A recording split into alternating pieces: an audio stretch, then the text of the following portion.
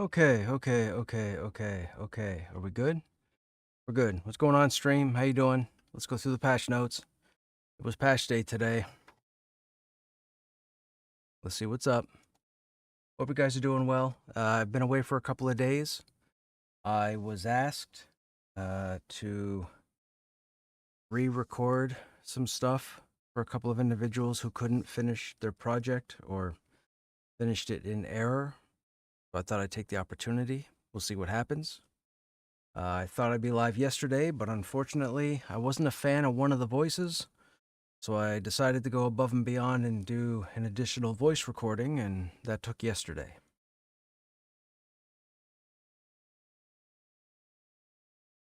Anyhow, here we are. Nothing on the docket for the rest of the week anyways, being tomorrow and Friday, so I should be here the rest of the week, I think. Anyhow, let's jump right into it. We got to get back into game. So about the public test run, oh yeah, we already know that, right? Okay, in this update, PTR is at oh, they gave us 50. Testers may play to level 50 on new characters, so there's a wipe. The support NPC will be available in most starting cities and allow you to boost. Oh, they gave us boost to 40 already? Everybody's gonna be friggin' 40. I don't want to start at 40.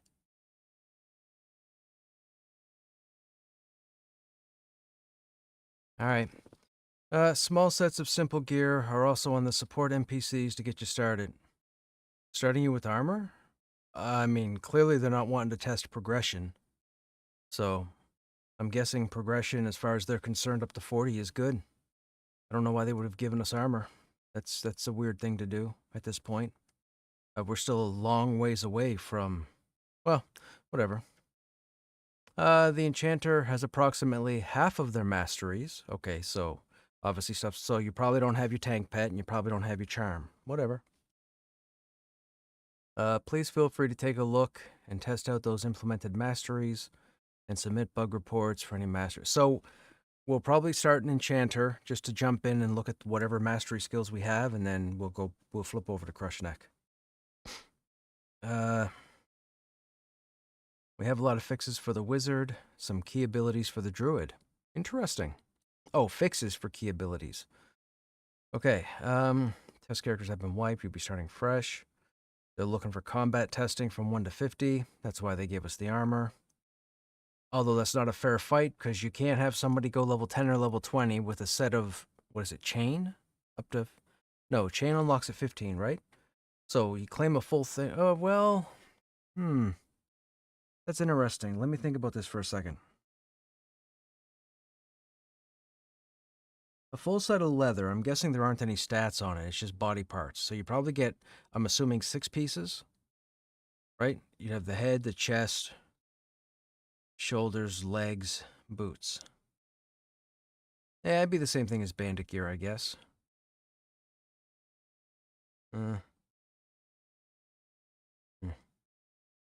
Yeah, okay. Mastery options, of course. Solo and group adventuring, of course. Bug fixes. Animal NPCs that are previously stunned with no warning now give a slight warning. Cool. Well, sir, my sinuses are messed up.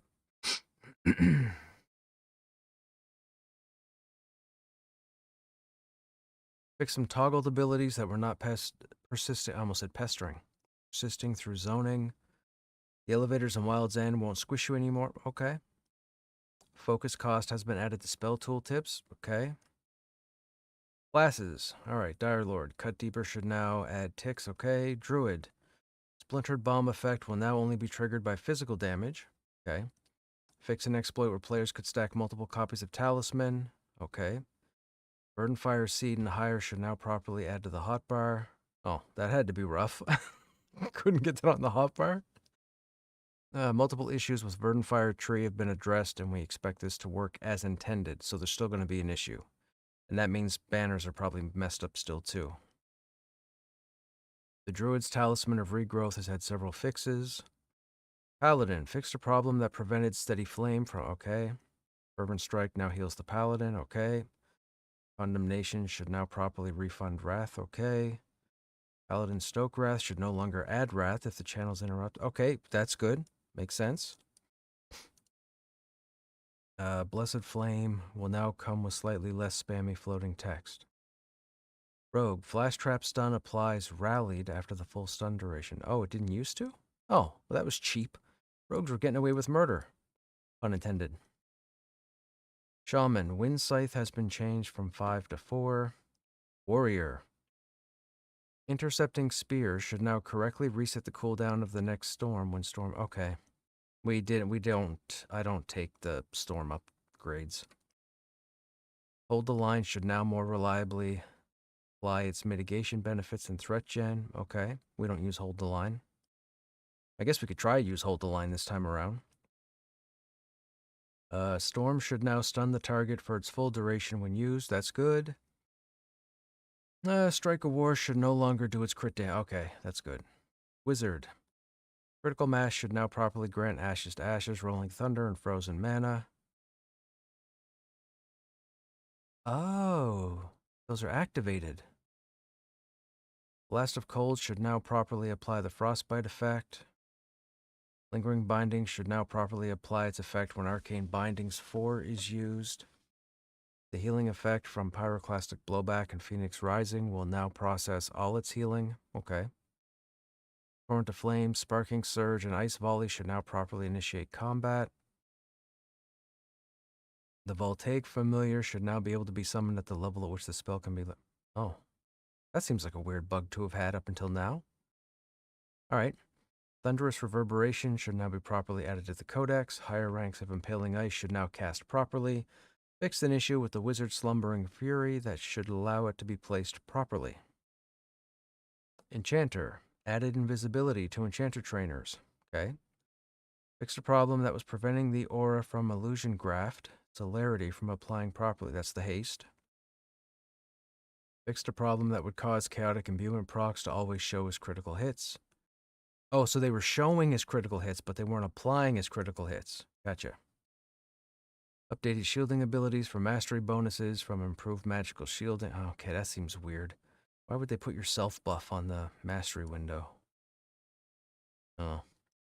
Mastery's been partially enabled. A number of mastery unlocks and abilities are still in development and will not function yet. These unlocks will be enabled in future updates. Okay, so not a whole lot for us. And now we'll jump in. You went to level 25 yourself? That might be reasonable. I might think about that. Well, it depends. Depends what people are at. Like, we gotta have people to group with. I don't want to be 25 and all I can find is level 40s. Oh, look at the population. Look at the population, chat. We got 3 times the population. I told yous. I told yous. Did I not tell you that when they unlocked the final tier that we'd get people back?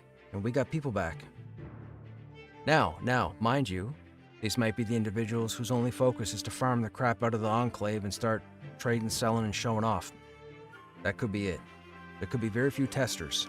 So, yeah, I said it, and I stand by it. So, let's see.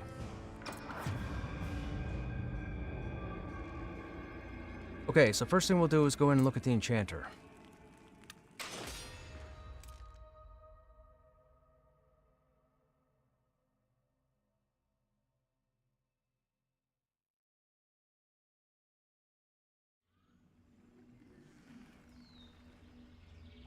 Alright, we need the level tune. There's probably no level tune here at the wizard place.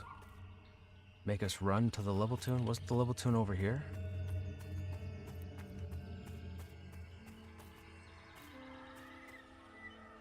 Didn't there used to be a level tune over here? No? Huh. Okay, off to the level tune.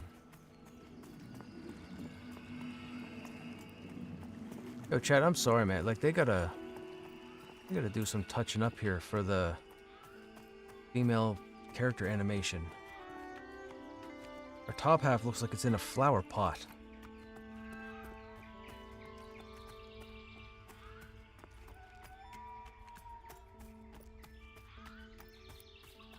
You chose the plate option for armor and it gave you chest, legs, and boots? Interesting. 44 AC, 2 strength, 2 stamina, 3 con. At what level, though? What level did you choose? Did you choose 40? guessing you chose 40 to have 44 AC. Yeah. Okay.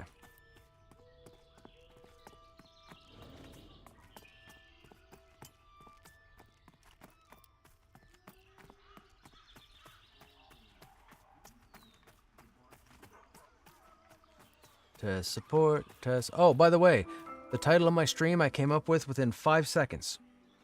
Who thinks that's pretty cool? I think that's pretty good. Huh? Huh? Huh? It might be dated.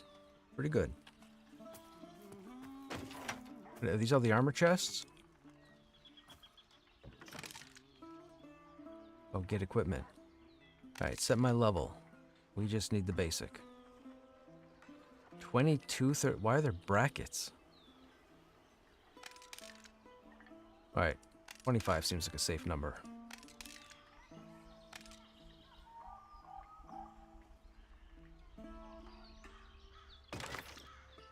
Oh, do you have to...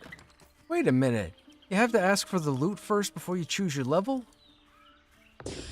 Rude. Rude. That is so rude.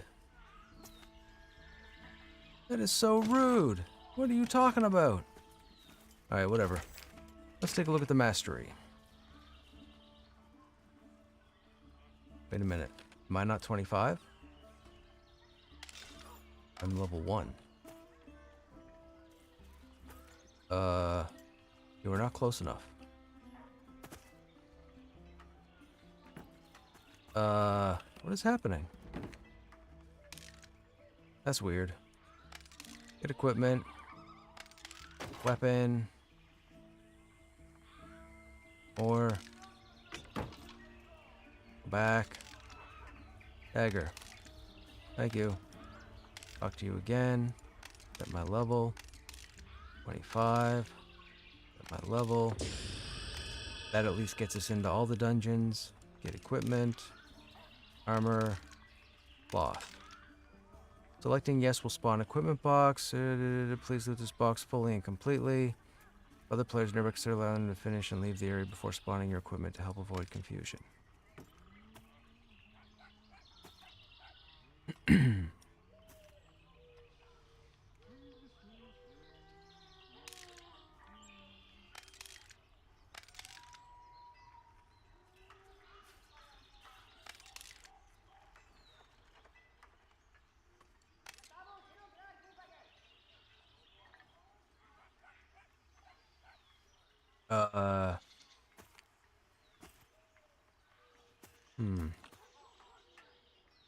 Alright, whatever. That didn't work. Still not 25. What is happening, chat? Have to level boost a few times to get it to okay. That's not working properly.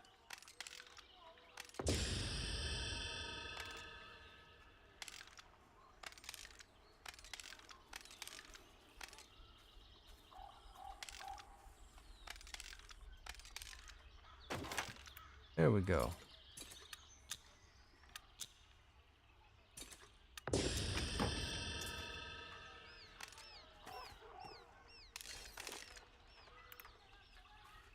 Okay, so we have 13 AC, 2 Dex, 2 Intellect, 11 AC, Strength, Intellect, and Presence.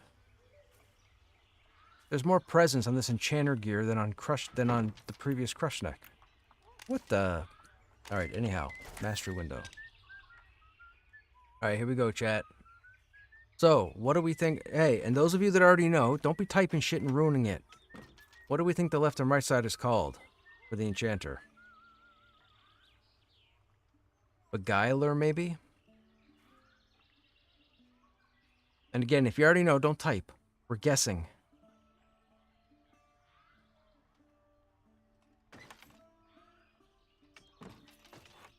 I would say Beguiler and something.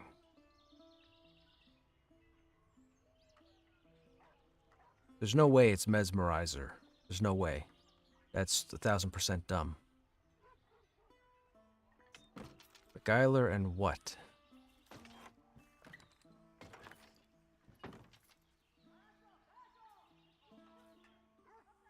Don't know. What if they did it like EQ2, called one side Coercer and one side Illusionist? Could be. Illusionist could be the tank pet. Coercer could be charm. Oh, that makes sense. If you did illusionist and based it around the tank pet, and then had coercer and based it around using charm, it would make sense. I'm just saying, I'm a genius. That's all I'm saying. All I'm saying. Would have been a cool nod to EQ2. Okay, let's see. I'm sure... Do we have anything here that tells us what this side of the class is called? Illusionist. I almost poked myself in the eye, chat, right there. I almost poked myself in the eye. I would have ended the stream because I would have lost an eye. I got that excited. Do we think this says coercer? Do we think this says coercer? If it doesn't, I'm going to be so annoyed.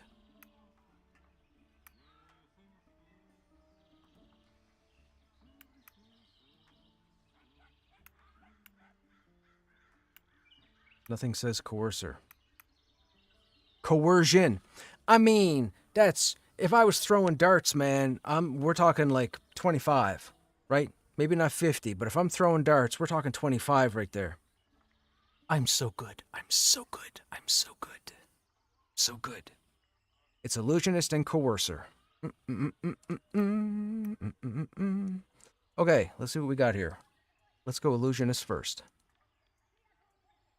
So, now, keep in mind, I am not familiar with enchanters at all. After level boost a few times, and now we need level 35 to equip. Wait, what?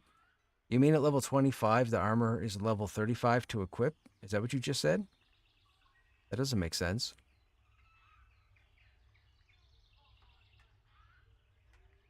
I can't believe they went illusionist coercer. That is so good. That is so good. That screams so much EverQuest 2. That is so good.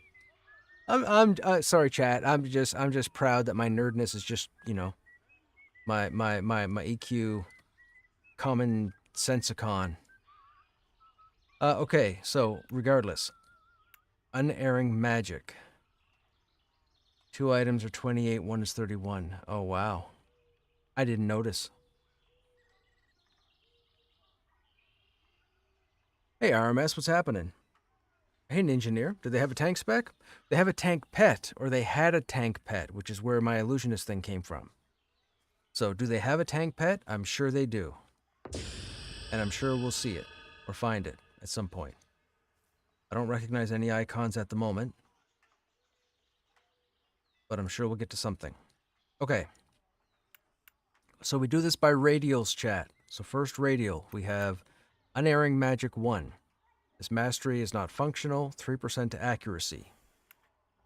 Then we have Mana Flux. When it deals damage, Chaotic Flux disturbs the mana around the target for 4 seconds, causing allies to regain a small amount of mana when they use spells against that target. That's a cool idea. It's like a mana battery. It's like back in the day when you used to have the cranks on just about anything out there, toys or even like bikes. You had the crank and or even the old sirens that you used to hold in your hand. You turn the crank and it would only power up as you were turning the crank. That's what this does. As you're nuking the mob, you're getting a portion of mana back. That's cool. Improved Magical Shielding 1. Mentalist. Oh, interesting. Maybe they're calling the Mentalists instead. Maybe I was wrong. I don't think so, but I'm going to start calling it Illusionist and Coercer. Improved RuneScape. Oh, did we even read that? Magical Shielding. So this is your self-buff. Your shielding spell grants you +2 to resistances per rank and 10% resistance to stun, knockdowns, and knockbacks. Makes sense. Then we have Improved Runeskin. Reduces the replenishment time of Runeskin charges by 2 seconds. Okay. Impairment Potency 1. Increases the duration of your illusory impairment by 3 seconds. Expedited Stupefaction. Sounds like a number of individuals I know. Reduces the cooldown of your Stupefy and Gaven spells by 10%. Hastened Turnabout.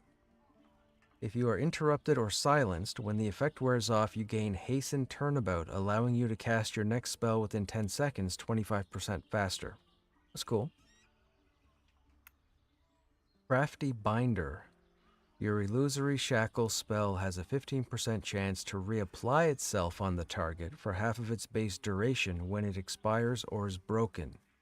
A root effect applied this way cannot trigger the effect again. That's a cool idea. Haha, I'm free! Psych! Greater Chaotic Flux 1. It says Mentalist again, so Mentalist must be this side. I want to believe it's Illusionist, but whatever. They're using Mentalist over here. Decreases the target's resistance to a random type of magic by X for 20 seconds. The effect does not stack, but different resistance debuffs can be present from the spell and the target at the same time. So on a raid, you have multiple enchanters. When you're fighting a boss, you tell them all to put different fluxes. Okay. Deepened Thought 1. I almost said that was Ball and Chain, but it's a swinging pocket watch. Your Mesmerize and Whirligig effects are slightly resistant to small amounts of total damage taken by the target. They also more resistant. They also... Well,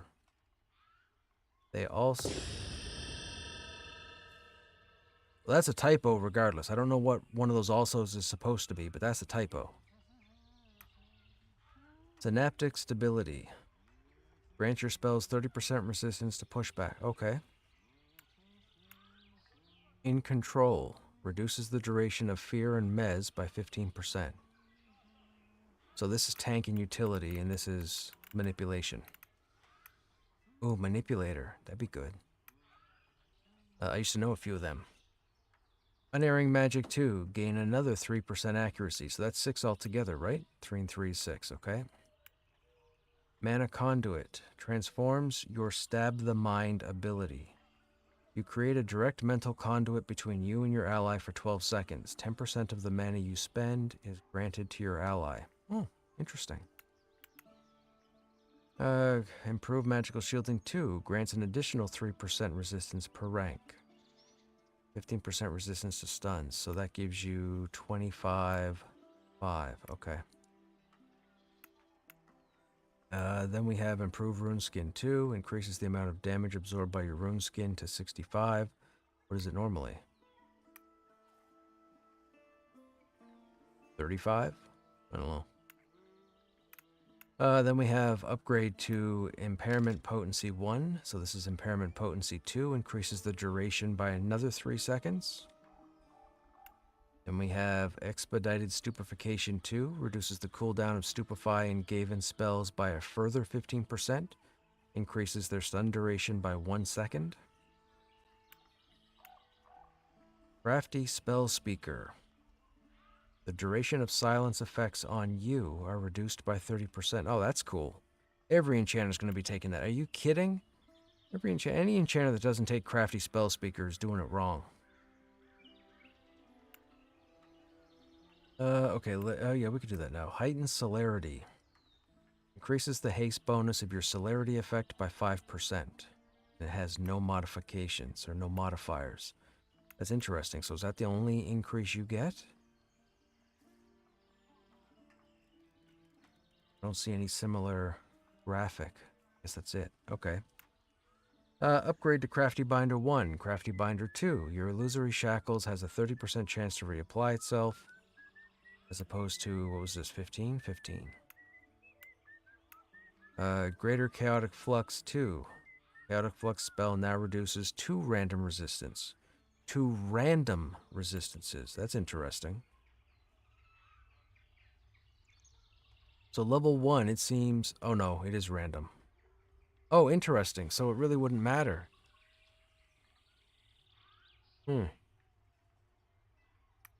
Okay, I guess that just means multiple enchanters could fire on the same target, and sooner or later in sequence, they're all going to get different resists. Yeah, okay. Deepened Thought 2. Your Mez and Whirligig effects are slightly resistant to small amounts of total damage taken by the target. They also more... How is that typoed again? Copy pasta. Copy pasta. Okay, Synaptic Stability 2. Grants your spells 30% resistance, and that's on top of the other 30%. So that's 60%. In Control 2 reduces the duration of fear and mez by an additional 25%. I mean, how, well, no, I shouldn't say that. I should be careful. I remember every time we went into the Enclave last year, our enchanter kept getting the mezzes. Every time. The mezzes and the stuns would always go to the enchanter. It's like for some reason, Visionary Realms had it programmed on the mob. If there is an enchanter involved in this combat, give him all the silences. I remember that. It got to be a bit of a nuisance. Okay, also in Radial 2, we have Fluxing Image. When you take direct damage, there's a 20% chance that an illusory after image of you will spawn and distract the target for several seconds. Okay, I see. So, I'm guessing that's kind of a scapegoat for aggro. That'll give a tank maybe 3-4 extra seconds of mez aggro to get the target back. I'm guessing that's what that's for. Then we have Improved Hush. Increases the duration of silence from Hush by 1 second and reduces the mana cost to 0. Interesting. Reduces the cooldown by 25%. Okay. Crystallized Thoughts. By itself, it's a new ability. Expertly crystallize mana, some of your mana into a jewel. When used, it will cause a burst of mana regen. Oh, okay. Gotcha. It's whatchamacallit, it's a heart, or a shard from EQ2. We already saw that. Lesser Rune Skin. This is a new ability. Wait a minute. Improve Rune Skin.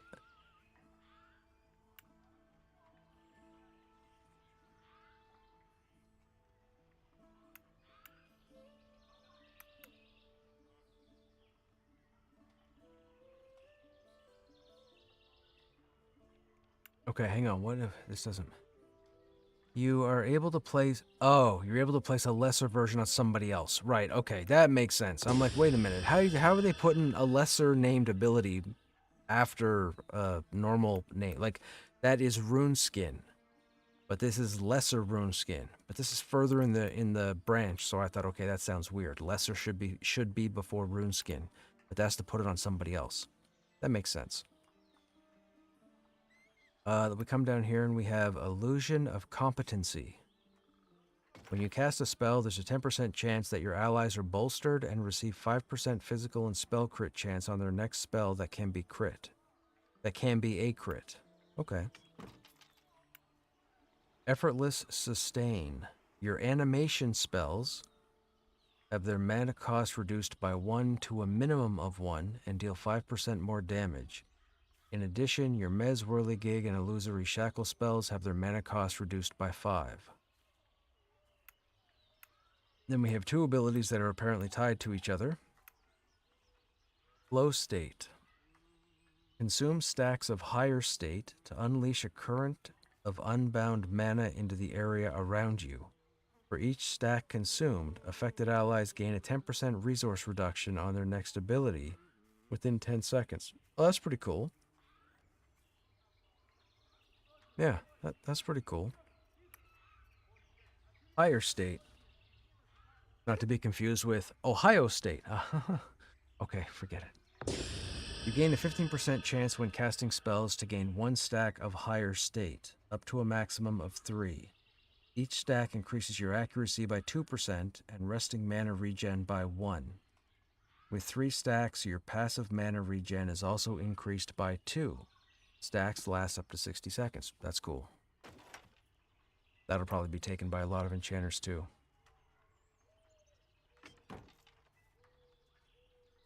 Messing around with DPS war specs. First time being 40? Gotcha. Sounded like Harry Potter? Yeah. So far the enchanter is more interesting to me than the cleric and their DPS spec. I mean, it seems interesting, but you got to keep in mind, half of this stuff isn't turned on. So, everything we're reading here, you're not going to have half of it at the moment. Let's see. Next one over. We did Deep in Thought 2. So Expand Mind. So this is a new ability. You link your mind with an ally, allowing some of your expansive mental capacity to bleed into them. While the buff is active, the ally gains 2 con and 5% maximum mana based off your mana pool. Wait, so I could get mana?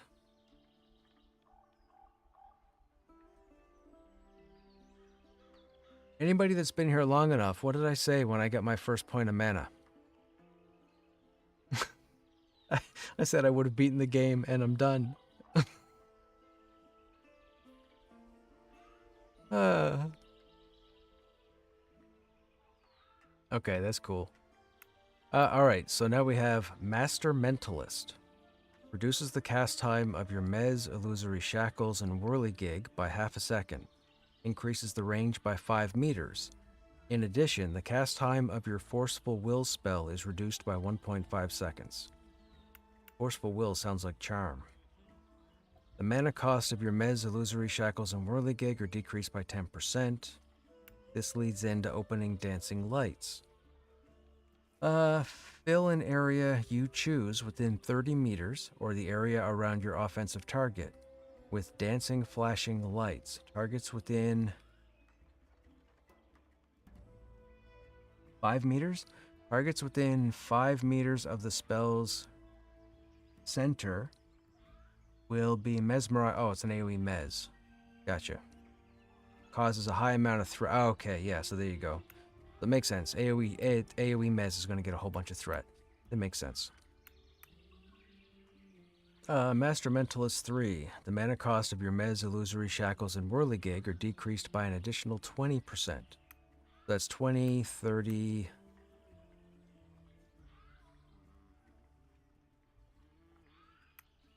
Oh, that's it, 30? 30. Okay, and then we go to Radial number 3. So we have Share the Load. For the next 10 seconds, the spells that your ally who is under the effect of Expand Mind casts have 20% of their mana cost taken from your mana pool as you assist them mentally. That's cool, because enchanters are probably going to want as much mana as possible above all else, where they're going to be doing, you know, all the CCing. So that's actually pretty interesting that the enchanter can use themselves as their own battery to power a healer, let's say. If you do not have enough mana to cover the 20%, the remainder will still be drawn from the ally's pool. Okay, then we have Expert Assist. Increase the amount of mana granted to your ally 30%. Okay. Expert Assist 2 increases the burden of ally spellcasting from 20 to 30, and the duration is increased by 2. Wait. Have 20% of their mana cost. Increase the amount of mana granted to 30% of mana spent. Oh, it's okay. It's cost versus... Okay, I gotcha. So Expert Assist 2 applies to Share the Load directly. Yeah, okay. So instead of the little blurb here where it says have 20% of their mana cost taken, it's 30% of their mana. Okay, I gotcha. Blank Slate. Or Tabula Rasa. I'm surprised they didn't use Tabula Rasa. The chance of success of your Thought Thief spell is increased, okay? Blank Slate 2. The chance of success of your Thought Thief spell is further increased. So that's a typo. They mixed the U and the R up. Additionally, once the target's memory has been wiped, they will wander aimlessly about the area for several seconds, unaware of you or your ally's presence. Illusory Combatant. So this would be your illusionary... Yeah, this would be your pet. Conjure an illusion that attacks your target, dealing no damage but generating threat. Oh, that's the tank pet. So level 20. The level 20 enchanters get their tank pet. Improved Phantasms. Increases the duration of your illusory combatant by 5 seconds. And then increases the duration of your illusory combatant by an additional 5 seconds. When the illusory combatant expires, stun the target for 2 seconds. Right, which gives the enchanter time to... Right, okay. I gotcha. Okay, so Greater Rune Skin, which will more than likely be an upgrade to the initial Rune Skin and not the Rune Skin that you give to somebody else. When the final stack of your Rune Skin abilities are consumed... Now, it's 3 stacks, right? For Rune Skin? I think you can stack it up to 3 times. The target whose attack consumed the final stack will be stunned for 3 seconds. Okay. Bolstered Runes. Increases the damage reduction of lesser rune skin charges by an additional 2.5% and reduces the cooldown of the spell by an additional 15%. Then we have Bolstered Runes 2. Increases the damage reduction of lesser rune skin charges by 2.5% and reduces the cooldown of the spell by 15%. I mean,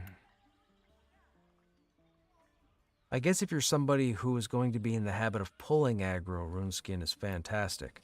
Or maybe even if you've found a way to solo, Runeskin will be fantastic. But I don't know what kind of importance Runeskin will have if the enchanter is not necessarily pulling aggro. But then again, that changes group to group. You could have one night where you're probably not pulling aggro, and then 3 nights when you are, or maybe you get in a group and you never pull aggro. I have no idea. It just seems like this wouldn't necessarily be a top of the ladder, first in line priority. Rune of Concentration. Each stack of your rune skin effect increases your resistance to spell pushback while casting by 5%. While casting. Oh, right. Yeah, okay.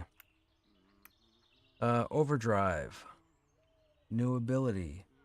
Untether the mental and physical restraints of your allies, granting them 30% melee and spell haste for the next 30 seconds. Allies who are affected by overdrive or borrowed alacrity are unable to be affected by it again for 10 minutes. Oh, okay, so that's a oh crap moment. That's it's a group haste. Improved mana drain. Increases the amount drained per tick by 2%. Drain distribution. Your mana drain grants 10% of the amount it drains to your group. That's cool. You already read that one. Squeeze Wonderful Whirligig. Cause the target to spin in place, accelerating in speed over the course of the spell's duration. Damage caused will interrupt the effect. If the effect runs its full duration and expires, the target will fall down for 3 seconds. Oh, so it's a mez. Gotcha. Okay. It's a mez with a knockdown component. Clear Mind. This ability is so broken that they decided to put the note twice. This mastery unlock is not yet functional. This mastery unlock is not yet functional. When casting a spell, there's a 10% chance that you gain Clear Mind, reducing the mana cost of your next spell by 50%. There's a chance. 10% chance. Okay. Suspension. When casting mez or other crowd control effects that are broken by damage, your damage over time effects are suspended while the crowd control is active, but will resume once it ends. Oh, that sounds just as lame as the Dire Lord gets the... No, it's the Warrior. The Warlord gets the AoE attack that for some reason only affects whoever your target is, and if it passes through a bunch of other mobs, it does nothing. Illusion of Competency 2. Increases the bonus critical strike chance to 10%. Okay. And down here we have Effortless Sustain. So this is Effortless Sustain 2. Your animation spells have their mana cost further reduced by 1 to a minimum of 1 and deal an additional 5% more damage. In addition, your Mez, Whirligig, and Illusory Shackle spells have their mana cost reduced by an additional 10%. Okay. Then we have Skilled Reclamation. When your crowd control effect is broken, there's a 20% chance that you will regain 35% of the base mana cost. Oh, that's interesting.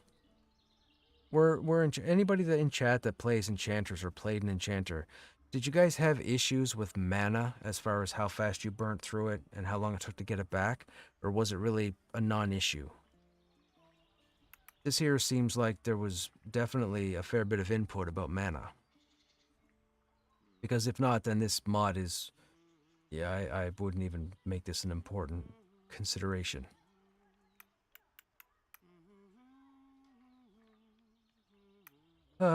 Greater Lethargy, or Lethargy. Decreases the likelihood that your Illusion Graft fatigue spells will be resisted. That's your slow. Okay. Greater lethargy, additional 5%. Okay, so yeah, you definitely got all enchanters on this side of the board are going to be taking those 2 nodes. Mana on live, not an issue. Mana on PTR, never have enough. Gotcha. Now, is that never have enough to do a bunch of crazy stuff? Or is that never have enough to do what you would consider base level? Like if you're trying to lock down 2 mobs as opposed to 6 mobs. Like, would you be putting points, would you be using this modifier yourself? For a chance to regain 35% of the base mana cost if your mez is broken?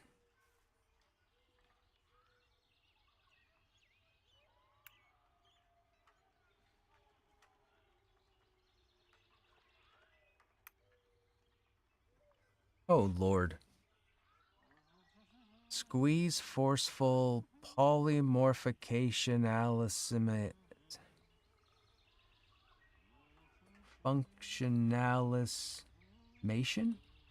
Squeeze forceful polymorphication. Whatever. BR, what are you doing? Hang on, let's get this right.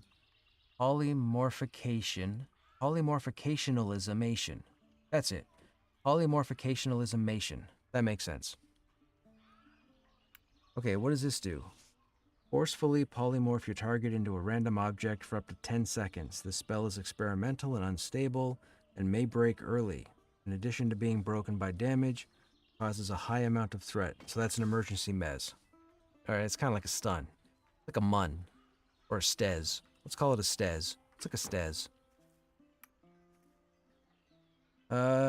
The spell has a greatly reduced chance to be resisted by targets that it can affect. Oh, interesting. So it's not going to be... Oh, well, yeah, okay, I'm sure mobs are going to have... Yeah, never mind. Mobs are going to have, like, Iron Will or whatever. Right, that makes sense. Okay, then the 2 branches are level 2, which increases the duration by 3 seconds. And partial propagation, which doesn't even fit on the... Okay. That's just wrong. Put it on a second line. Are you kidding me? The spell can affect an additional entity near the target for 50% of the duration. Okay. Alright, now, we're on the final... So they don't use the 5th radial either, or at least not at the moment. So it could be... It's more than likely coming later. Because I'm pretty sure the warrior and... Well, the tanks and I think the healers have a 5th radial as well. Alright, 4th radial. We have Greater Illusion War. Sounds like an AoE mez. For the next 6 seconds... Continually conjure a swarm of phantasms that assail nearby hostile targets and taunt them. The phantasms deal no damage and are destroyed when taking any damage, but will persist for up to 6 seconds if untouched. Shares the cooldown with Greater Illusion, Golden Fields of Tranquility. Okay. Grand Illusion, Copy Magic. Oh, is this like the Steel Magic? If used on an ally or yourself, it will grant a copy of the next successfully casted damage, control, or healing spell that can be used without a resource cost. It's not subject to the cooldown of the original ability and is at 100% of the original's potency. Only casted, not channeled, instant cast spells and abilities with a cooldown of less than 30 seconds and with a cast time of less than 5 seconds base can be replicated by copy magic. Man, that's quite the stipulation. I think people would just stay away from that just because of that tooltip. Calm Whispers. Your Whisper line of spells gain +3 resting mana regen. Oh, you're all definitely taking that one. If it's mana regen, you're all in. Grandmaster Illusionist. No, so it is Illusionist. So I was right. Again, that's okay. I'll take it. Oh my goodness. Okay. Grants passive effects based on the illusion that you assume and unlocks several illusions that only a Grandmaster can maintain. So when you're in Ogre form, you have a bonus to Stamina, Wisdom, Carry Capacity, and Infravision. When you're a Dwarf, you have positive to Concentration, Wisdom, Cold Resist, Frigid Acclamation, Crowd Control Duration, and Infravision. If you're Illusion Elf, you have Intellect, Charisma. What did we say? Why is it? They got charisma. Guys, you got it wrong, man. You got to turn that to Prez. There is no charisma anymore. You goofed up. That's 3 errors I found. And I'm not even working on the game. That's 3 errors I found. You got to take that charisma and change it to PRES, right? Nature resistance, vision, infravision. Illusion, dark mirror. Intellect and concentration. Swim speed, enduring breath, and ultravision. A halfling gives you presence and wisdom with climb speed and some safe fall. Human gives you +1 to all stats, +10 to all resists, +10 to endurance. What's the race that starts with L? I don't even know what that is. Health regen, nature and poison resist, and infravision. Health regen, is that a lizard? L-I... Man, I don't even know what that word is. El Diablo. I don't know. Whatever. Okay, aquatic goblin. You get swim speed. It looks like enduring breath. A plus to dodge while underwater. Agility and pressure acclimation. Illusion form skeleton. You get a percentage mitigation versus bleed. You get a fear duration reduction and ultravision. Illusion spirit. You get a percentage to mitigation versus melee. Fear duration reduction. Ultravision, and immune to root because you're floating. Interesting. Illusion plant. Health regen, more health regen during daytime. LOL. Okay. And you are rooted, apparently. Oh, so plant form's going to be used when you're out of combat and you're trying to get your health. Okay. So plant form's going to help Enchantress solo. Illusion Drakeling, plus to fire resist, AC, and infravision. Now, it looks like there are more classes underneath, but I can't see because of the skill point. There is... What is that next race?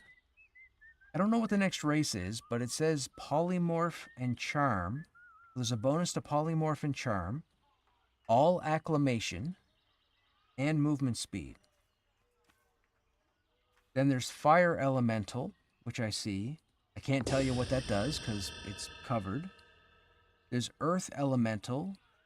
I can't tell you that one either. I'm guessing it's going to be defense by nature. And then Air Elemental, which is movement speed, dodge, and glide. That's pretty cool. Enchanter's going to be able to glide. I think the one below that is Imp. Although you could correct me because I don't remember there being any imps in the game at the moment. I could be wrong. Imp has... Nope, I can't help you. I don't know what that does. I see floating, so they float. That's all I can tell you. Then you have Goblin, which has nature resist, poison resist, disease resist, and they got it right by typing PRE for presence instead of CHA for charisma. Then there's Illusion Orc as the last race, but I can't tell you what it gives you. Well, maybe. It says Orc-Hangor, so I guess it's a North Tusk. You have... Nope, I can't tell you. I can't help you. We'll have to wait till they clean up these tooltips. I tried.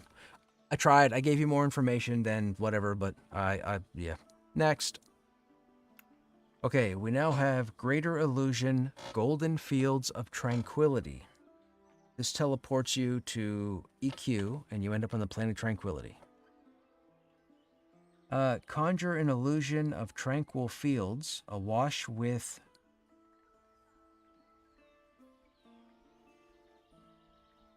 Bid song? What the hell is a bid song? Hey chat, what is bid song? B-I-D-S-O-N-G. Is that a word? Am I crazy?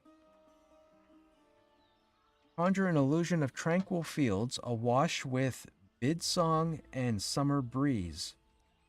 I know there's no, it's not bird. Unless it's supposed to be bird song and they typoed by leaving out the R. But I'm sure that says bid song. I think it's supposed to be bird song. I think it's another typo. We're going to call it another typo, so that's 4. So, conjure an illusion of tranquil fields awash with bird song and summer breeze into the mind of nearby allies, increasing their health and mana regen for 12 seconds.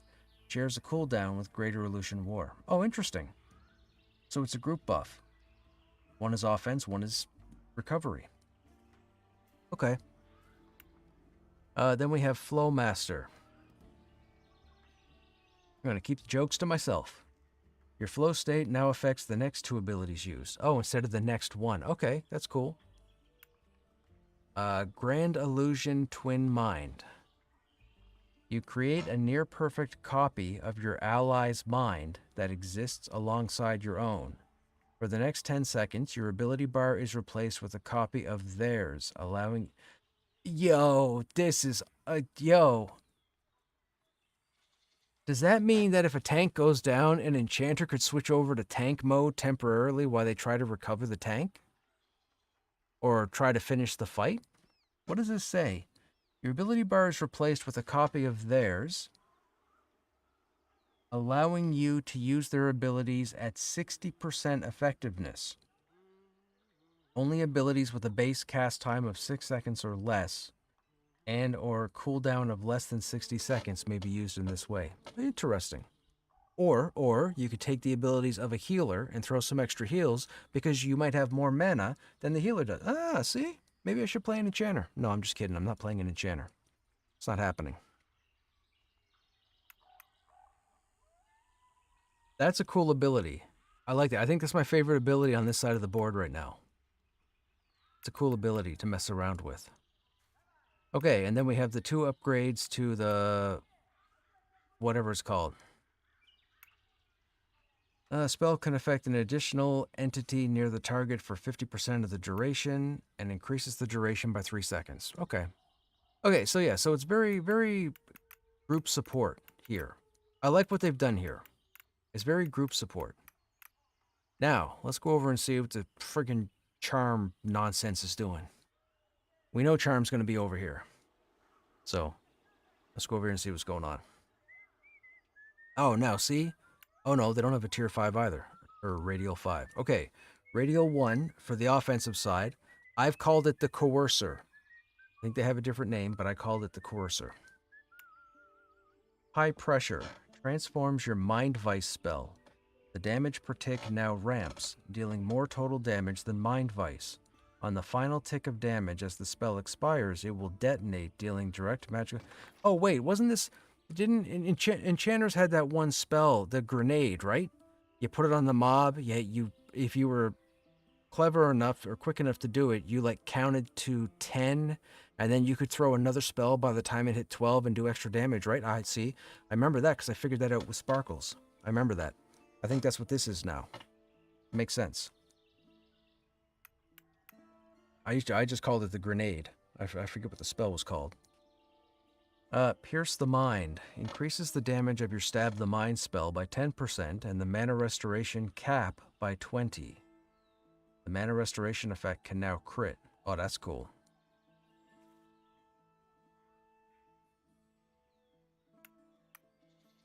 Wait a minute.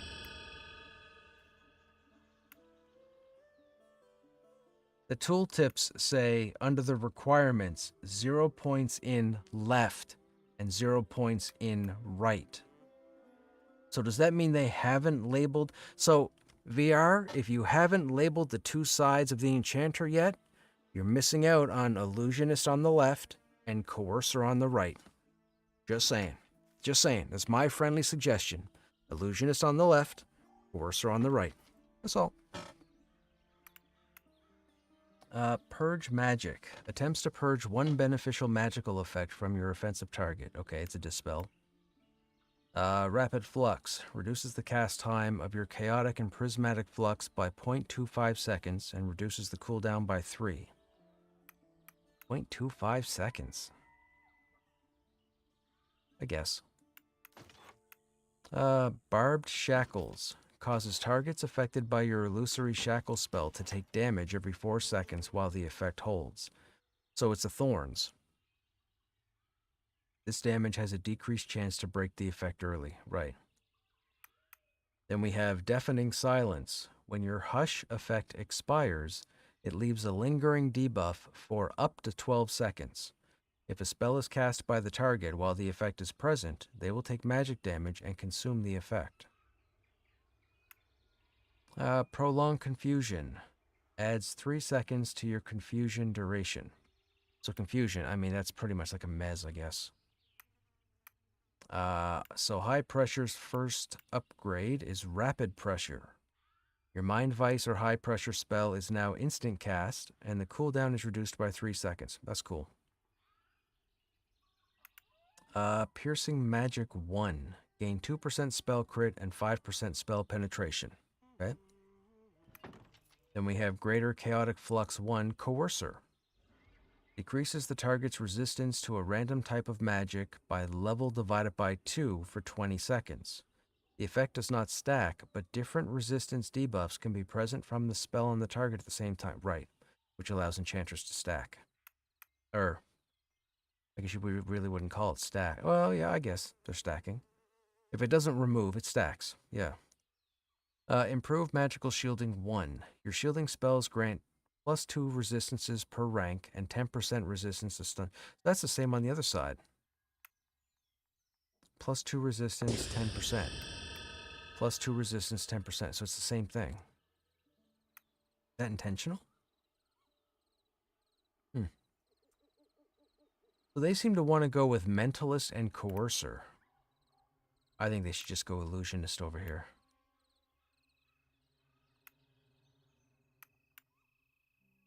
Yeah, because they do have their summons all up back here. Yeah, Illusionist Coercer. Synaptic Stability 1. Grants your spells 30% resistance to pushback when casting. Okay, so this is kind of similar to the left side. I wonder why they've done that. 30% resistance to pushback. 30% resistance to push. It's the exact same thing on either side. Or I guess by nature some things are default on the Coercer, I guess. Alright, second radial. We have Synaptic Hemorrhage. Transforms your Mana Guzzle into Synaptic Hemorrhage. For those who don't know, Mana Guzzle is that Cyclops type psychic beam that enchanters use to lock onto a mob to siphon mana. Unravel your target's psyche and cause it to leak mana. The target will take magical damage every 3 seconds for 18 seconds. Your allies will receive, allies plural, will receive some mana when striking the target with magical spells and abilities, and you will regain mana equal to 50% of the damage dealt by the effect per tick. That's interesting, especially if you're grouping with like a Paladin or Direlord, I guess. They use magic, right? Alongside Wrath and Essence? Or am I wrong there? Warriors unfortunately don't get any mana, but whatever. I'm still looking. Still looking for that 1 point. They don't have mana now, so it's just Wrath and Essence? Wrath for the Pally, Essence for the Direlord?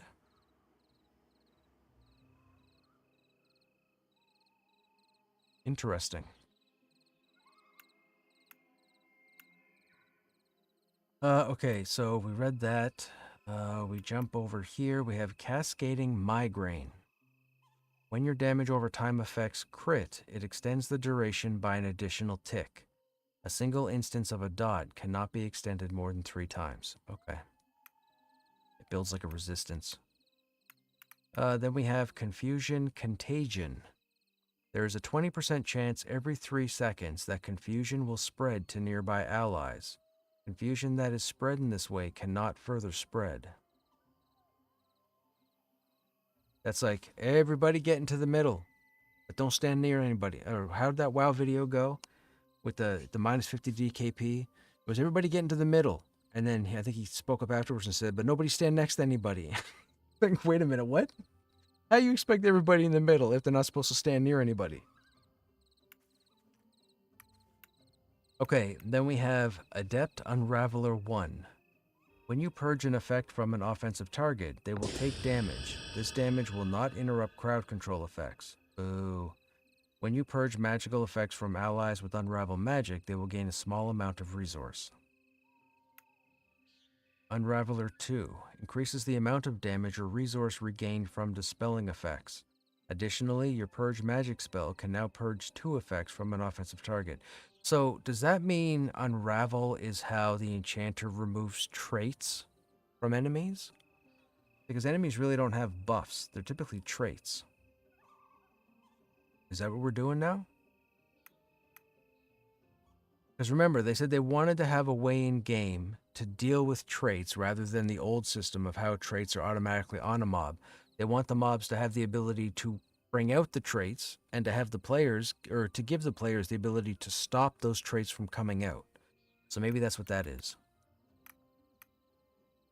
Rapid Flux 2 reduces the cast time of your Chaotic and Prismatic Flux by 0.25 seconds, reduces the cooldown by another 3. Wait, didn't we already read that? Oh, okay. Same thing. So half a second altogether. I don't know if that's even worth it.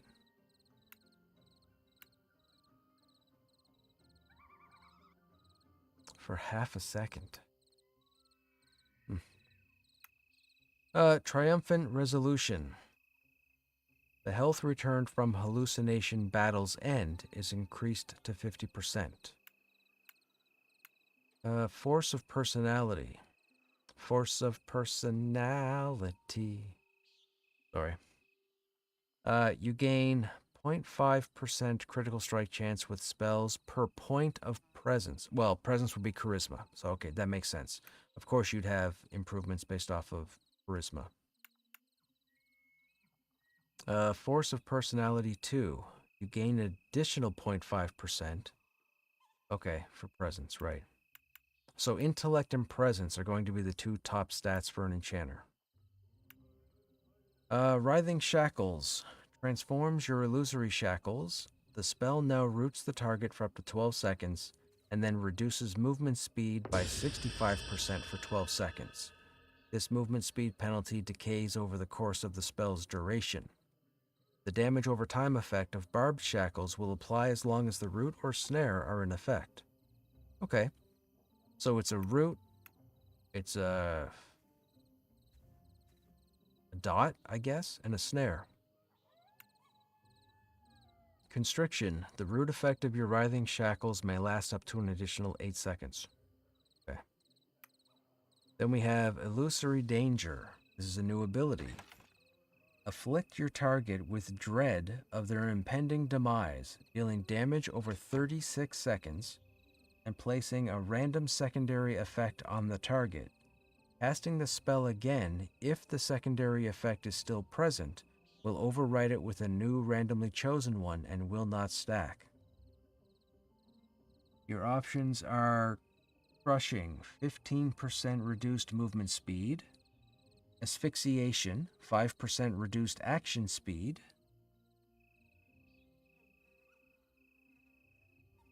something to do with an accuracy penalty, and then Electrocution, spells gain 5% to hit versus the target. Okay, then we have Prolonged Confusion 2, which increases confusion by another 3 seconds. Then we have another ability called Recall Trauma. Reapply the most recently cast or expired magical damage over time effect on the target at 40% strength. So that's probably minimal mana to do that if it's 40%. So it seems like right now with the enchanter on the offense side, you're pretty much going to be whiplashing the mob with abilities. What it seems like. Makes sense. Now, what is this that has... Oh, improved... Of course, of course. Okay, so here's where all your guys' resist stuff comes in, right? You guys were all mentioning that Nobody uses charm for the most part because it doesn't last any more than 2 seconds before it breaks. So improved charm 1. Your charm spell is less likely to be broken when the target takes damage. But that doesn't say that it stops the natural chance to resist. Then we have improved charm 2. The minimum duration of your charm is increased by 25%. Then we have rewire synapses for beasts. So that would be animals, I'm guessing. Allows your charm spell to be used on beasts or animals. Yep. Then we have undead. Allows your charm spell to be used on undead. Oh, this is interesting. You have to spec into the specialty of what you... Oh. Okay, so you just can't blanket. You just can't fire it willy-nilly. That's interesting. Oh my goodness. Could you imagine? You're in one group at 8 o'clock, and they're out in the open, and they're killing bears and wolves. So you have charm set up for beasts. And then all of a sudden, they're like, hey, let's go over to the undead ruins and fight those guys because we're around level 12 now, and those mobs are level 15. Oh, cool. Hang on a second. Let me go in and spec into undead charm. Oh, no. Because you have to hit refund all points. Okay, I can't wait till people start complaining about this because they're going to be like, I don't want to have to put 7 points into the one chart. You lazy ass. Don't play an enchanter. All right? Don't play an enchanter.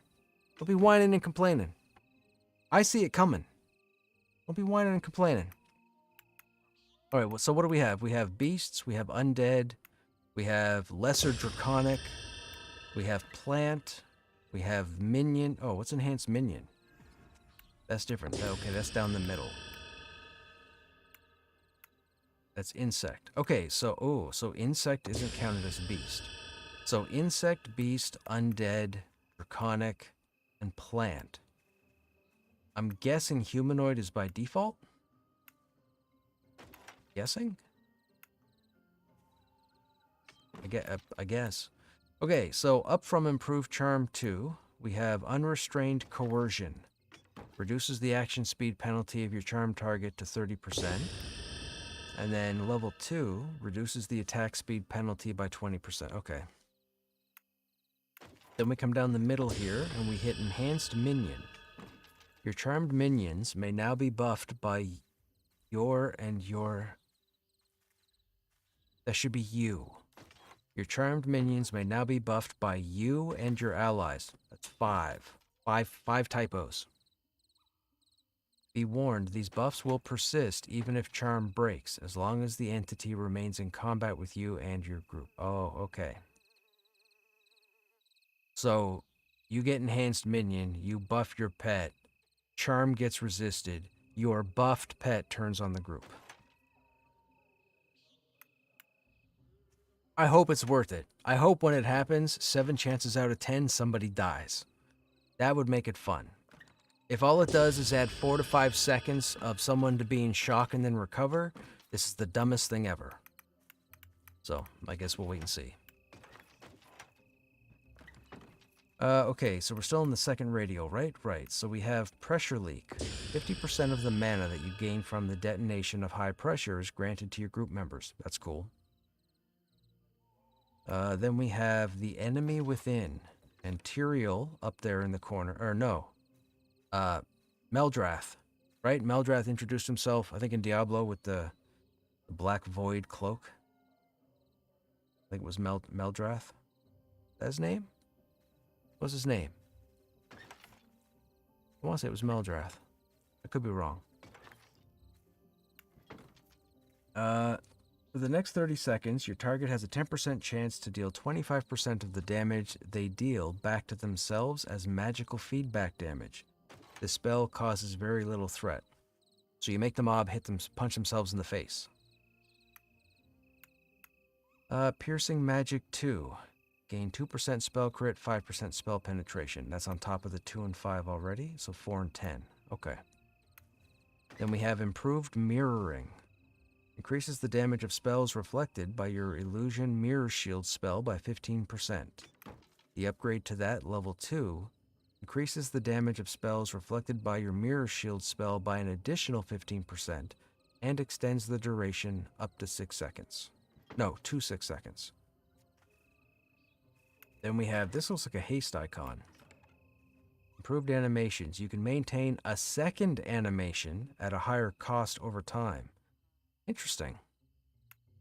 So enchanters can have multiple pets out at the same time. Okay. And they'd be summoned, so they wouldn't be charmed pets, so you wouldn't have any risk of them turning on you. Oh, which makes sense. That just means the enchant. Yeah, okay. Never mind. I was thinking that would give the enchanter another target to be concerned about, but no. These are neutral. Greater Chaotic Flux 2, Coercer. Your Chaotic Flux spell now reduces 2 random resistances, and the amount is increased. Pinpoint Flux 1. Increases the critical strike chance of your Chaotic and Prismatic Flux spells by 5%, and their critical damage by 10%. Oh my goodness. Prismatic Flux.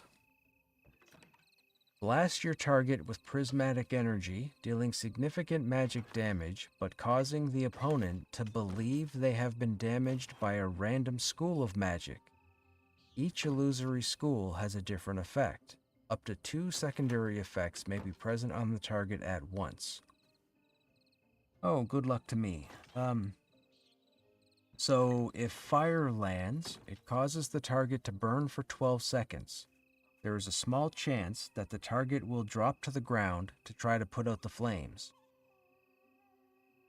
Then there's cold something. Causes the target to shiver and quake. There is a chance they will drop their weapon in the next 9 seconds. Then there's shock. Causes the target to spasm randomly when they act. There is a chance that when using an ability with a cast time, it will be interrupted. Okay. There's a curse ailment. Causes the target to be filled with terror. There is a chance they will cower in fear or flee for 3 seconds in the next 9 seconds. Then there's disease. Sickens your target, making them lethargic. They take disease damage every 3 seconds for up to 30 seconds. When this effect deals damage, there is a chance that they will double over or be stunned for 3 seconds. Chad, I'm doing too much work to keep you guys informed. Then there's poison. I can't read that. Then there's nature. Can't read that either. Something about the next... Yeah, no, forget it. Okay, we're done with that one. Guys, you gotta clean up your tooltips, man. Okay, heightened celerity. Increases the haste bonus of your celerity effect by 5%. Then we have Waste Not 1. When one of your spells is resisted or dispelled, regain 10% of the mana cost. Okay. So then we go to Radial 3. We have Synaptic Leech.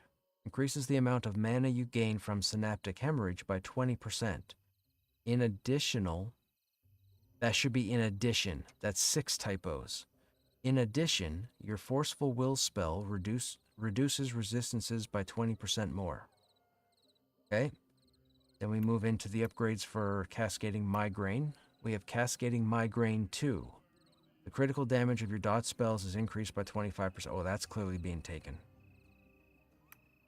Then that branches to Ingrained Trauma.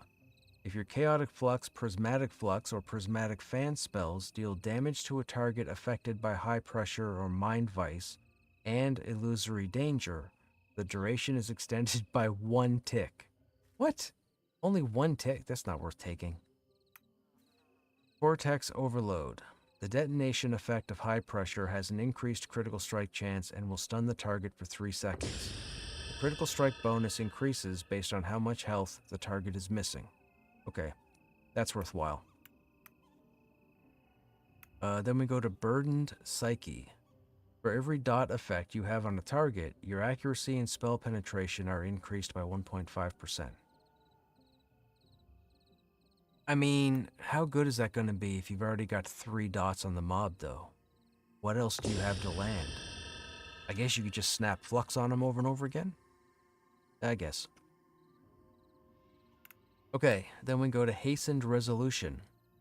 The critical strike chance of your hallucination battle's end spell is increased against targets below 40% health.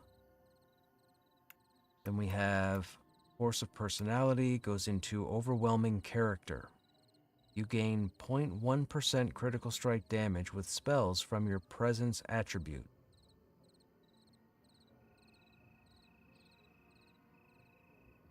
I think they have to reword this, because this sounds like no matter what your presence attribute is at, you're only going to get 0.1%. And I don't think that's what they mean by that. I think that sounds like it's supposed to scale based on your presence attribute, or else they wouldn't have that in the sentence. I think they got to reword that. That's not worded properly. Unless I'm wrong and they're just saying, regardless of your presence, you're only getting 0.1%. Because nobody's going to take that ever, unless this one here is like game breaking. No one's going to take this one. Okay, Overwhelming Character 2. You gain an additional 0.1% critical strike damage with spells from your presence attribute.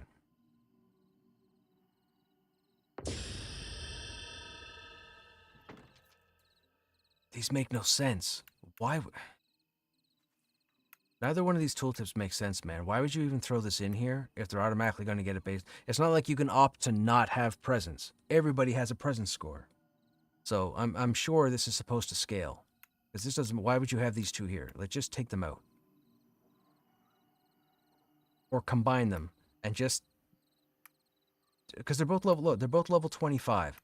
So just combine them and tell the player that they're going to get 0.2% based on having, or just 0.2% critical strike damage, period, and leave it at that. This has to scale. These have to scale.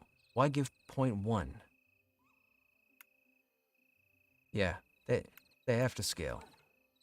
Okay, let's assume they scale. It makes sense if they scale. It's absolute nonsense if they don't scale. And I don't even play an enchanter. I'm just telling you. Okay, so up from Illusory Danger, we have Illusory Demise. New ability. Consume the Illusory Danger effect on the target to further intensify the nature of their doom. Deals magical damage and has one of the following secondary effects. Crushing, meaning it's rooted for up to 10 seconds. Asphyxiation, meaning that it's stunned for up to 3 seconds. I think that's bitterness? Bitterness? Bitterness. Bitterness. Target misses next attack. And then I'm guessing the other one's electrocuted. And deals extra damage. Something deals extra damage. Or deals extra damage. Yeah, I don't know. Whatever. Okay, then we go to Mass Hysteria. Enemies near your target fly into hysteria, becoming confused, cowering in fear, or fleeing in fear every 3 seconds for up to 9 seconds. Wait. Enemies near your target fly into...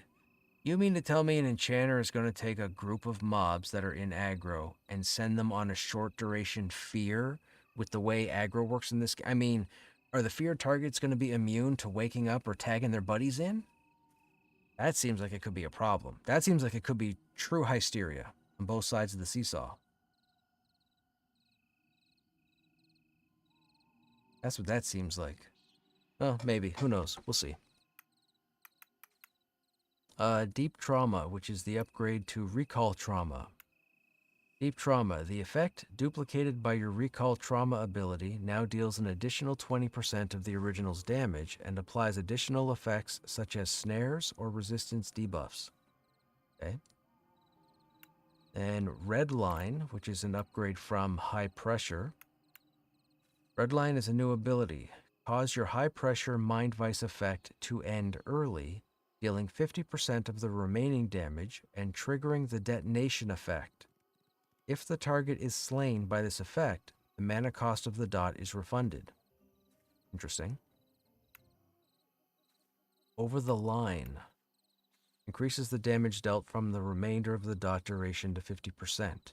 Additionally, when your dots are detonated on targets with less than 20% health by a red line, the damage is increased significantly. Okay. We already went over these. These were the type of charmed that you could have. This one here is Blind Rage. I don't know why Blind Rage, why the icon would have a dizzy symbol above it. I think if they're going to do Blind Rage, the eyes should be on fire.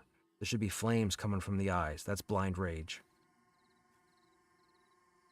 Only usable on charmed minions. You infuse your minion with Welling Rage, increasing their critical strike chance and damage by 5% for 30 seconds, but lowering their defenses significantly. They will take 10% more damage from spells and attacks while the effect is active. Oh, that makes sense. It's kind of like your Pet Haste. Or, I guess, Pet Enrage. Dominate. Gain direct control of your offensive target for up to 20 seconds. While Dominate is in effect, your perspective will be from the target you've dominated. It's like Eye of Zom. You may directly control movement and ability usage during this time. If your character takes damage during this time, it will reduce the duration of the effect by 25% per damage event. This spell can be used on most things that your charm spell can be used on. So if you take Charm Undead, you can cast Dominate on, let's say, an undead standing along a wall and see what they see, right? Like an Eye of Zom. It's kind of like the ranger pets. Actually, do the rangers still have their pets under the new system? Any rangers? Do they still have the bird and the rat and whatnot? Or their bat and their rat? Or are those gone now? Masterful Coercion. The chance that your Dominate and Charm spells will be resisted is further reduced. Additionally, the maximum possible duration of your Charm and Dominate are increased by 50%. Okay. They still have the rat? Okay. But not the bat then. The bat's been taken out?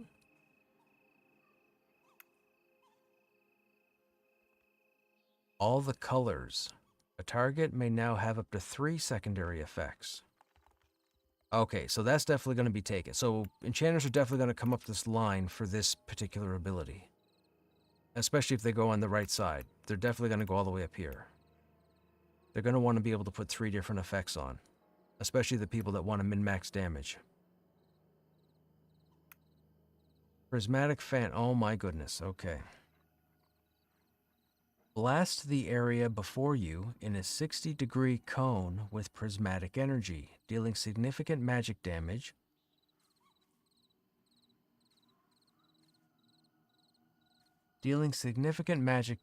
But causing opponents to believe they have been damaged by a random school of magic. Each illusory school has a different... Oh, it's the same as illusory demise and illusory whatever. Okay. Oh, so, okay, it's just got all the same... Okay, I got you. So the enchanter's just going to be able to juggle states on the mob.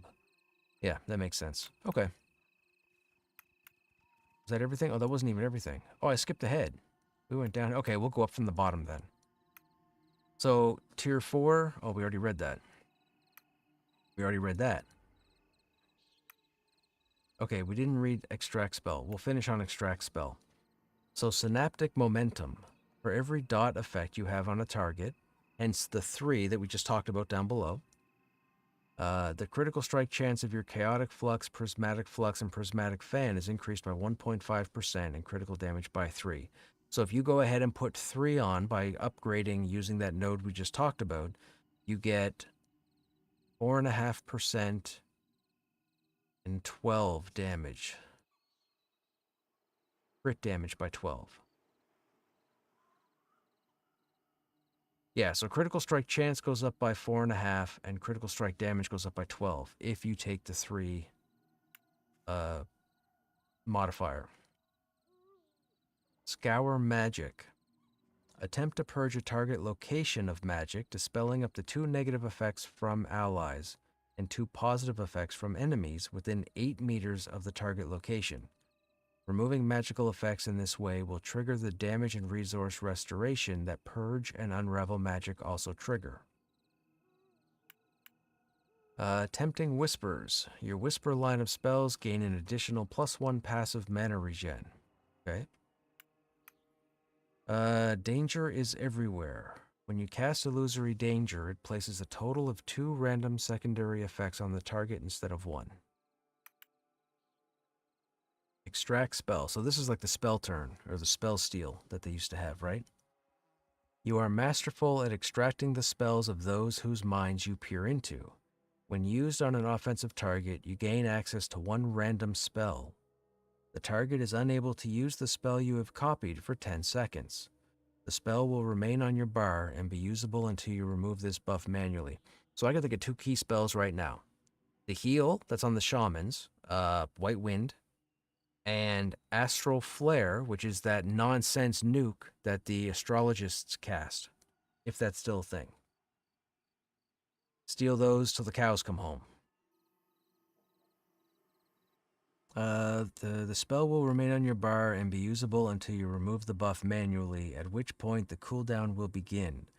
Spells that have a cast time longer than 5 seconds are channeled, or have a cooldown of greater than 20 seconds cannot be copied by Extract Spell. Due to the difficult nature of extracting complex arcane knowledge from another's mind,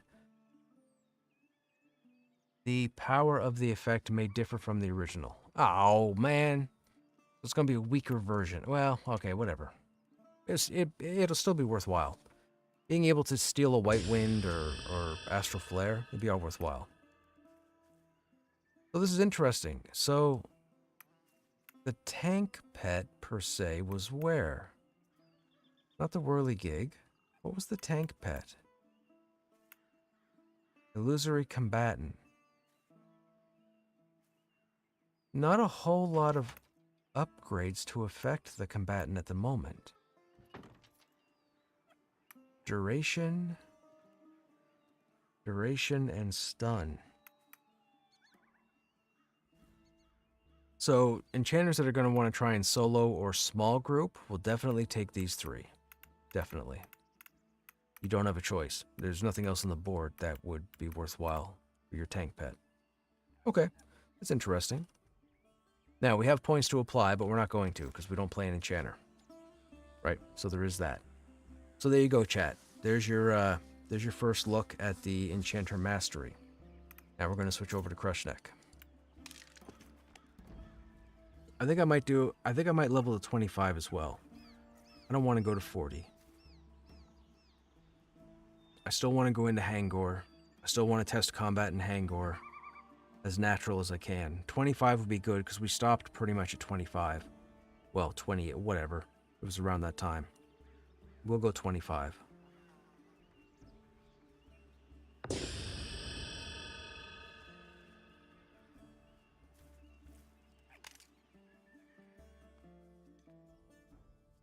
Yeah, we were about 28.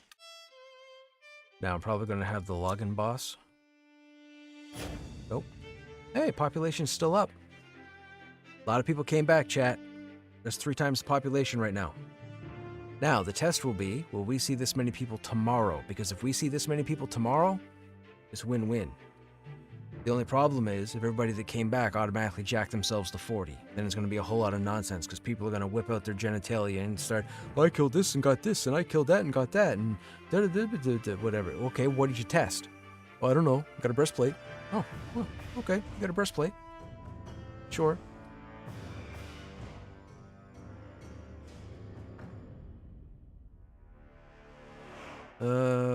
What do we have here?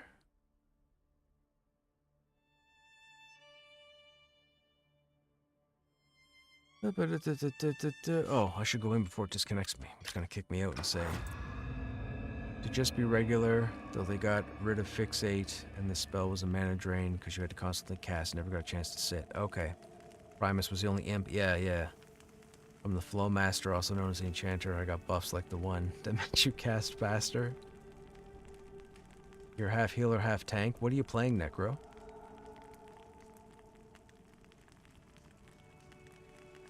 I think I prefer the right side. The right side seems interesting, Ninjaneer, for sure. Well, So the left side seems like you can make a group's life very easy. The right side seems like you know, if you want to be more active, what's the word? If you want to be reactive, you want the right side. Or no, I guess not. I guess it's proactive. If you want to be proactive, you go right side. If you want reactive, you go left side. Left side controls the battlefield. Right side maximizes your damage. AoE fear hysteria is the cause of good tanks falling down to cardiac. Yes, exactly. That's dude. That's what. If mass hysteria puts mobs into a fear where they could be feared into aggro circles of their friends and aggro them, mass hysteria is going to be a problem, especially indoors. If that's not the case and they have the cheesy immunity, then by all means, that would be interesting. Someone needs to get mass hysteria, go into Halnirs, and fear a Black Rose. Or I guess even the rat people. Excuse me. My entire guild is 40. I'm the only one who doesn't want to grind trenches till the cows come home. Yeah, I saw the information there too. The XP gain apparently with the new changes is taking people a long time to level 40 to 50. It was being talked about in the Discord today. I wasn't about to jump in because I don't care. Or I don't care that much. But some people were mentioning that they were disappointed that they couldn't get a level 50 off the quick level dude. Like why? I don't even know why we have 40. We're still a long ways out from... We don't even have another continent yet that's got stuff on it. So the fact they're giving everybody 40 right now, I wish I understood the logic. They haven't said anything. They just threw the switch. There are so many players right now who probably didn't get a chance to go through Hangor for the first time. The people that were playing before today's patch, the lower population, I grouped with a lot of those people and they hadn't seen quite a bit of the content that we were going into, which was the whole reason for leveling up a tune. But now you're going to have most of the people in at level 40. Yeah, but we don't need to be testing 40 to 50 content right now. There might have been 20 people. There might have been 20 people who were close, if not level 40, as of yesterday. We were watching the Who's over the last 2 or 3 days. There's a number, but it's not the majority. The majority were still leveling up. But now everybody's going to... I'm going to log in right now. We're going to do a Who All, and we're going to see how many 40s we have out of everybody that's online right now. And watch. Just watch. I'm telling you, I'm right. I'll admit if I'm wrong, but we're going to take a look right now, and I'm telling you, I'm pretty sure I'm right.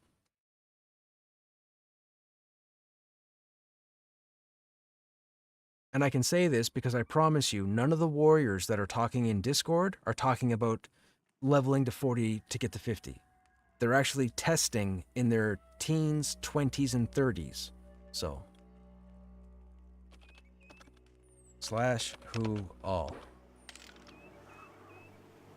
And we see the 40s, we see the 40s, we see the 40s, we see the 40s, we see the 40s, we see the 40s, and that's not even everybody. That's only the most that... So, now we're going to go Who all warrior 40. Then we go Who all Fire Lord 40. Oh, it's one word. And then we go Who all Paladin 40. I promise you, half these people weren't here yesterday. Who all Cleric 40.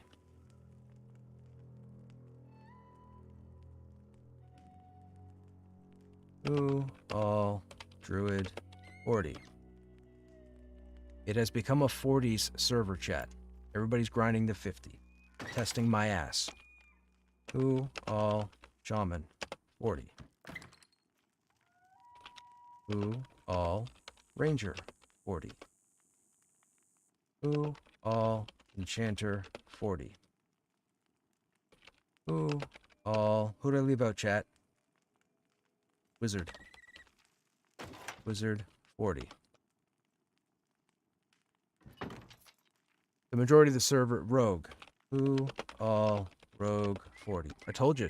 I would, like, people think I'm full of baloney and I'm blowing smoke. I've been, the whole evening, I've been right. The whole evening, I've been right. I'm telling you, it's a 40 server now, which is going to be a problem for finding groups. Let me just, let's do a who all 25 and see who took 25. It gave me 40s. So nobody is 25, except for maybe Haley. Is that what I'm getting from this? Who all 23 to 25. There are 3 people at 20.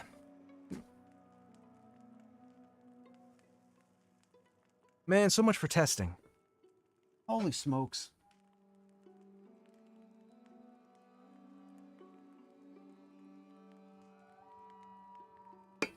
Three people. The server is 3/4 full. Based on a population of either 500 or 750, you're looking at about 350 people right now in game. There are 3 level 25s.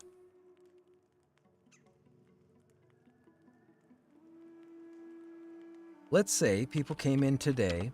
So servers went live probably, what, 4 hours ago, 5 hours ago? How many levels can you get in 5 hours? Probably 10? 12? So let's do who all 10 to 14. Nobody. Who all 1 to 10. So much for leveling. Might have been a bad idea, Haley. We might have to go to 40. There's not going to be enough people. There's not going to be enough people to level mid-game.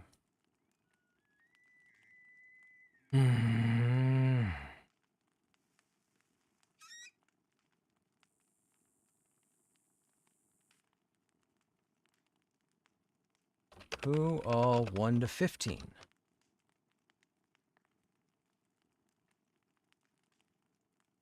There's 30s? Who all 30, 35?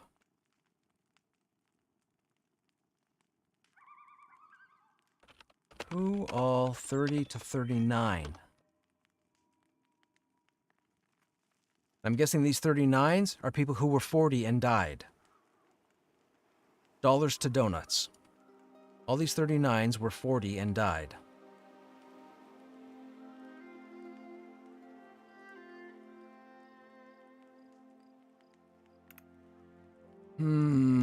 It's not going to be a good time mid-game. It's not going to be a good time. We can't put a group together.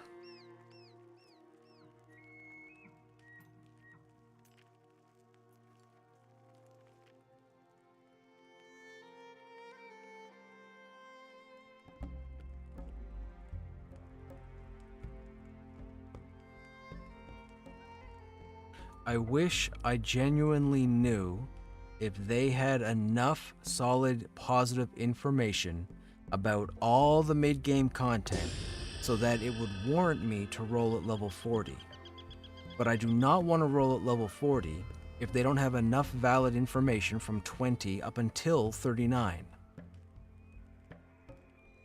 You cut out Halnirs, you cut out Hangor, you cut out Nightwolf, you cut out whatever's going to come in with Badia Dakara and Kosa Ul. I don't even know what level Kosa Ul's going to be. Man.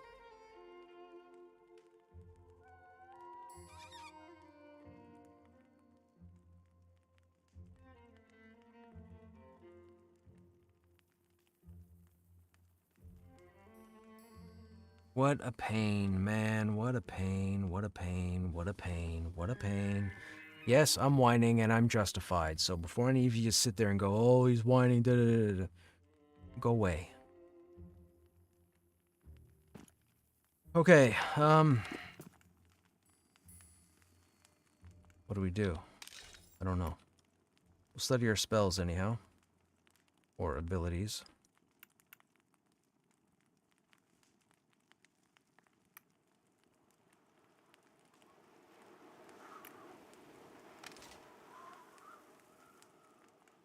Oh, I don't know what to do. I don't know what to do. I don't know what to do. I don't know what to do.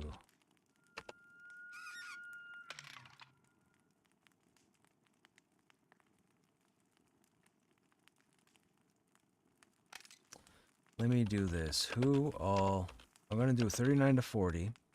We're going to go through everybody that it brings up. I'm going to look at the names of the players, see if they're all the players that we used to run with, because that will tell me if I should wait till maybe the weekend to see if more people log in, or later this evening. But just give me a moment while I go down the list and take a look.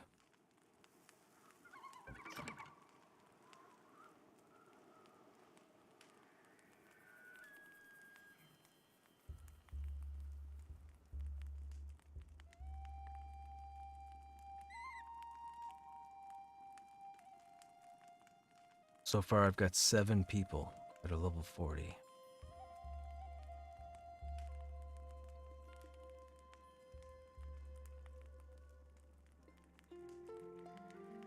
Nine, 10, 11. Oh, yikes. I don't know what to do, chat.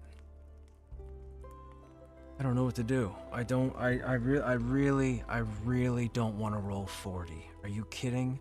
I roll 40, the only option is to go to the Enclave. You're not going to the Cradle without resistances. So, only option would be Enclave. People are going to be grinding smoldering trenches at 40. That's, good luck. If you're level 40, you should be moving into the Enclave. The content starts at 41. The giant golems are 40. On the old system, the giant golems were 41. The humanoid, the ash breathers in there were, I think, 42 plus. So if you're level 40 and you're in a group of 40s, you should all be in the Enclave. Nobody should be in smoldering trenches. But whatever. I mean, unless you're going after something like Smolder, Crush, and Sunder.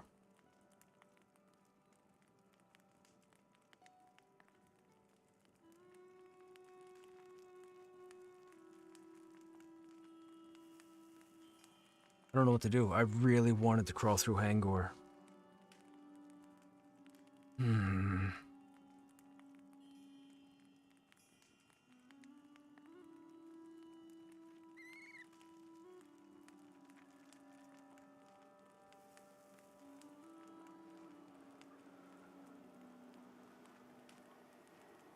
Oh, chat, I'm genuinely stumped, man. I don't know what to do here.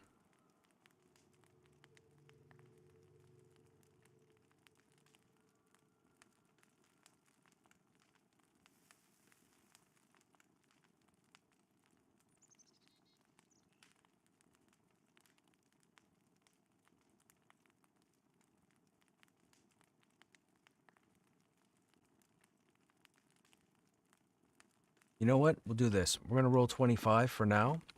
We'll give it a few days, see how it goes between now and the weekend. And then we'll make a decision. Because if not, I have 2 options. I'm either going to have to cave and go to 40, or I'm going to stop playing the game for the time being. I know some of you might be celebrating. I don't have any other option. I'm not going to put myself through something I don't want to go through.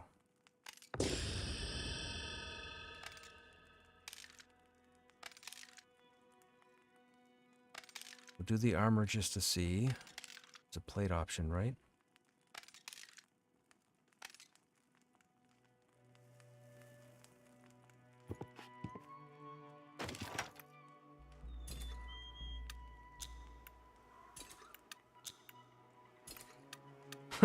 This chest plate, this greaves, this boots.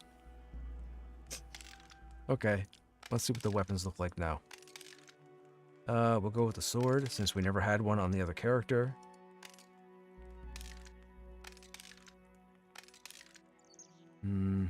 What's the more option? Need a shield. Kite shield or round shield? Kite shield would be the updated version.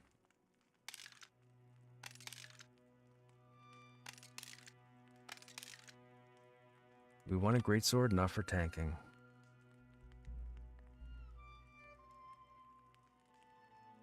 Short bow. We definitely need a short bow. Okay. Let's see what we got going on here.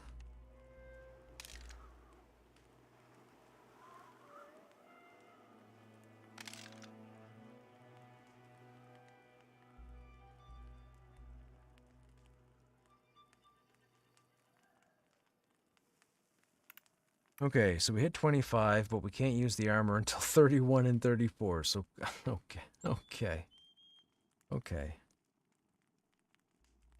Oh, I can't use... I can't use anything. Alright, fine. Fine, whatever. It'll all go in the bank. Alright, how do we normally start this now? Oh, I need spells, right? But I need money for spells. I don't have money. He get you to start with money? He doesn't get you to start with money, right? No. Alright, we're level 25. We have no gear. Alright. Let's put this stuff in the bank for now.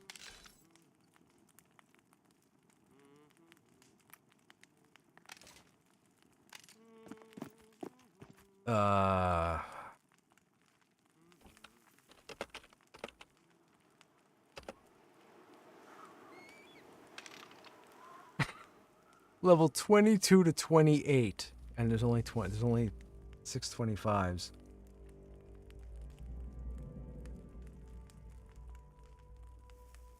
I mean, we do have a group.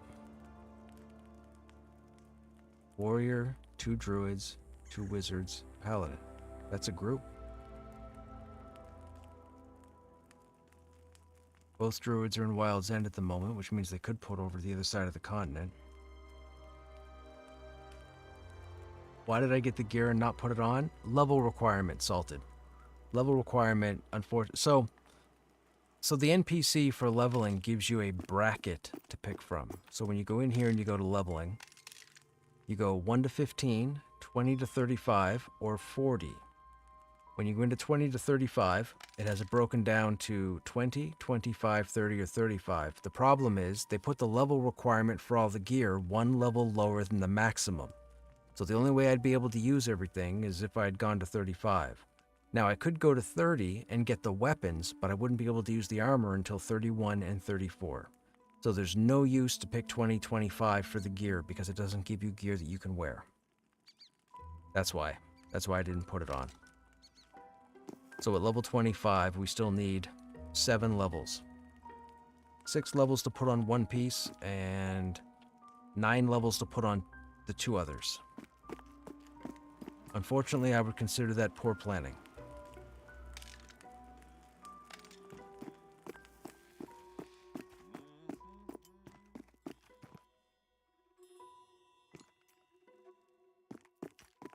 Have to boost up to put on gear and then boost down? Oh my goodness, I can boost up to 35 and then boost back down? Are you serious?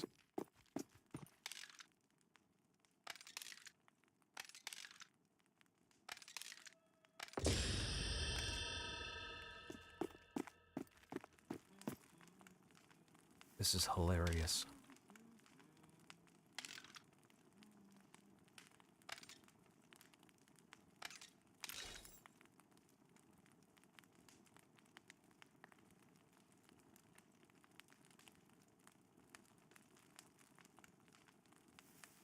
Who told me the shield was worse than the starting shield?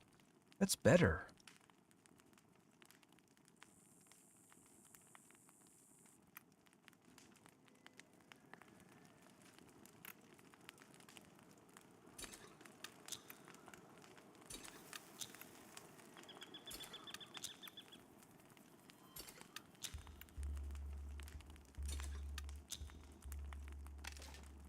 And then if I go talk to the guy, I can level back down. Does the stuff stay on me?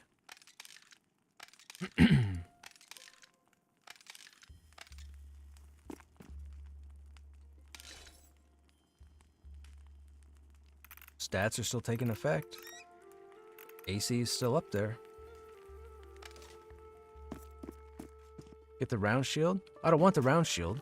Why would you wouldn't pick a round shield if your choices were round and kite. If you're a warrior, you go kite. Kite's the higher level, the higher quality. It goes round, kite, and tower. I would never pick round with a warrior.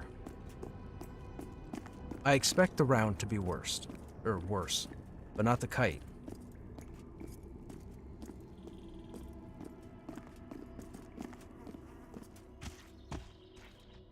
Oh, they gave us a different bow graphic. What bow graphic is that? For a short bow, it's a pretty big bow.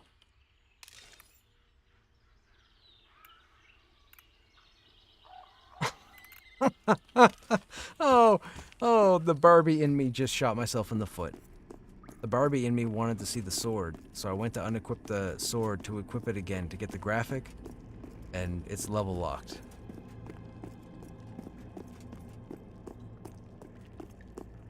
Hilarious. Just shot myself in the foot.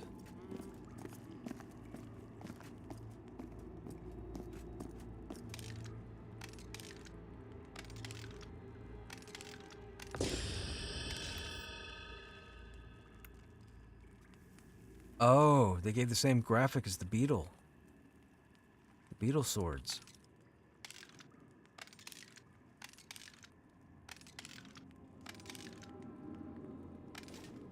So we can't take... Oh, that kite shield. Oh my goodness, that kite shield looks like a tower. How big is a tower shield if that's the kite shield? I don't know if you guys know what a kite shield is, but a kite shield is not that big. Okay? Kite shield is not that big. If you rectangulared that, that's a tower shield. That is the biggest kite shield I've ever seen. They made the kite shield too big. That's... No. VR, shrink that graphic, please. Make it a kite shield. I'm holding a kite shield that looks like a tower shield. Please shrink the kite shield.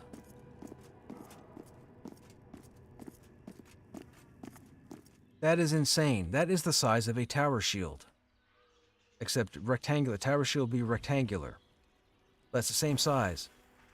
You can't put any... If you were to stand that shield up right now, with this being the foot on the ground, it'd be just as tall as the ogre is. Kite shield's not supposed to be that big. Shrink it. Shrink it, I say. Shrink it. Shrink it good. Dun dun dun dun dun. Dun dun dun dun dun dun dun. Okay, so strike an enemy, get the guarded buff, which increases block chance. And then, okay.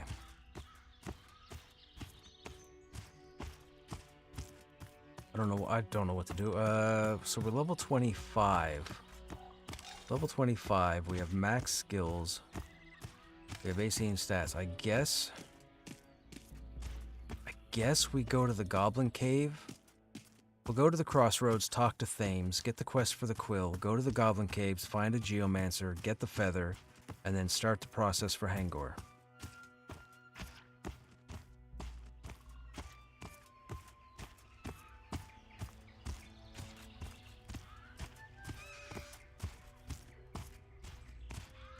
Did you get the chain instead in the meantime? Chain armor? I mean, if you're 25, you typically would want plate. The previous Krushnek was in chain. I just hadn't gotten any. We had gotten the what plate did we get from Nightwolf? We got the legs from the village. I think we got the gloves and the helm. I think it was 3 pieces we got of plate. I think. Set my mastery. Good point. Oh, that's interesting. What do we do? They made some changes. I don't really want to use hold the line because I haven't needed it.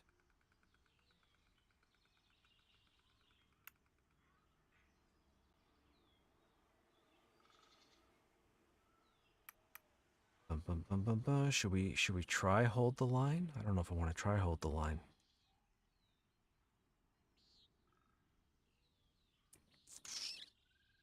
Okay, let's do this and this. That. And that. Let me jump here. Jump there. And we jump there. It's 5%. There.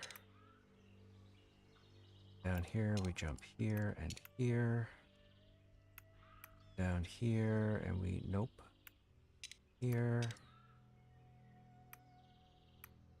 Don't get that just yet until we apply. It's 9. We still need one more. This pulls from, this gives to players. Let's do that. That gives us 10. Pops open shield bash. Don't think we need the bonus threat at this time. Block chance needs 20 points, which we don't have, so we get counterplay.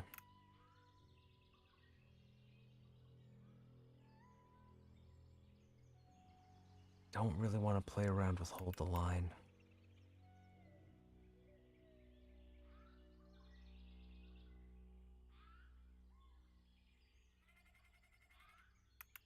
Strike a breaking. Think we had that? I'm not sure. We might not have had that.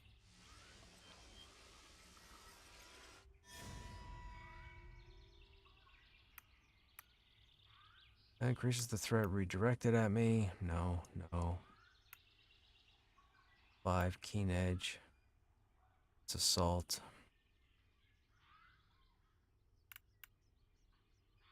Range. Threat.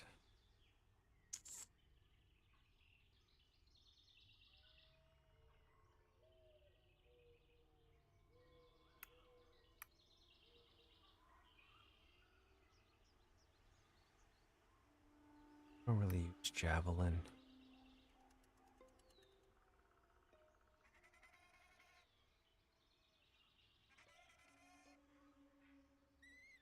We don't use hammering blow either.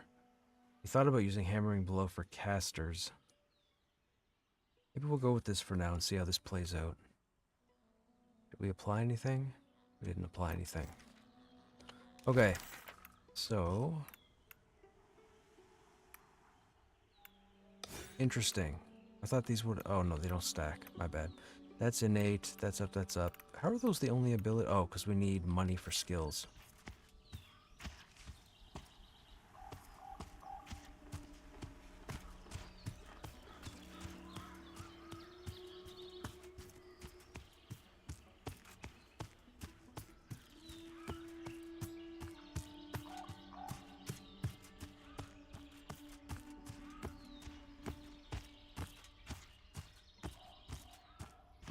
The interesting thing is, with very few low levels and low mid levels, I would think certain areas definitely open up as far as getting a bit of money real quick.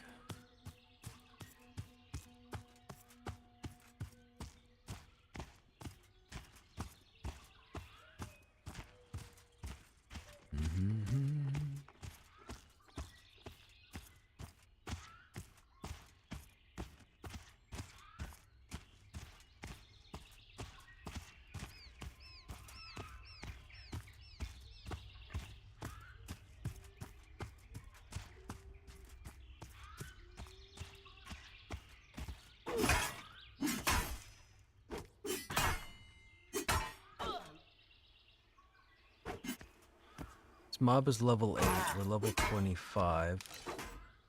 We're using a 9 damage sword. And we're doing minimal damage. We should be doing significantly more damage to this mob. Considering it's long gray by like 8 levels.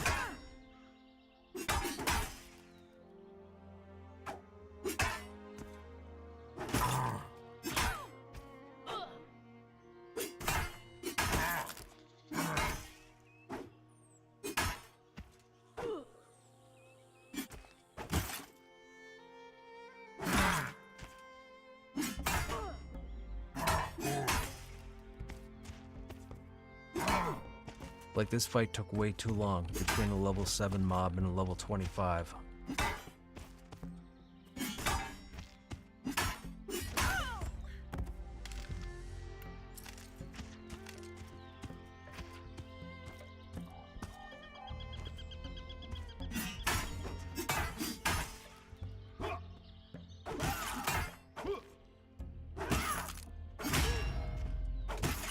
Dagger is 9 damage, 2 delay. Oh my goodness. Dagger better than the sword.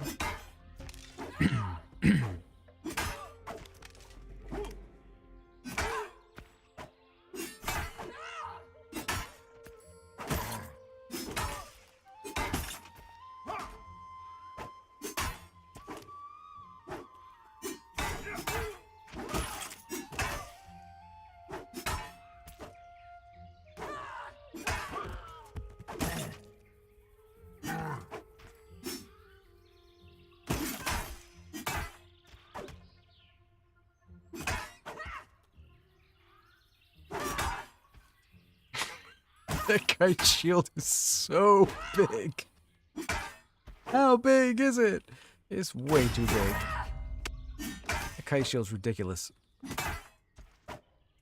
You gotta change the size of that. Kite shields are not that big. Kite shields are like half body length.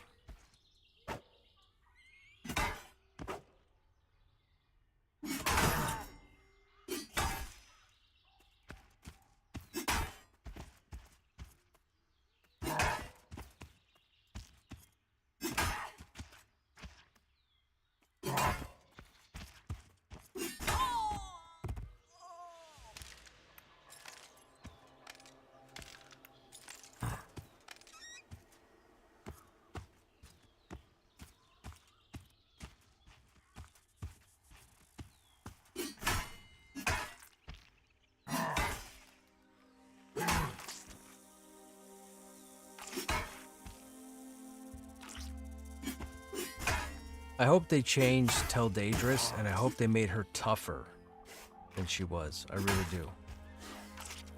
So for anyone who's trying to speed level up there to face her, I hope she mops the floor.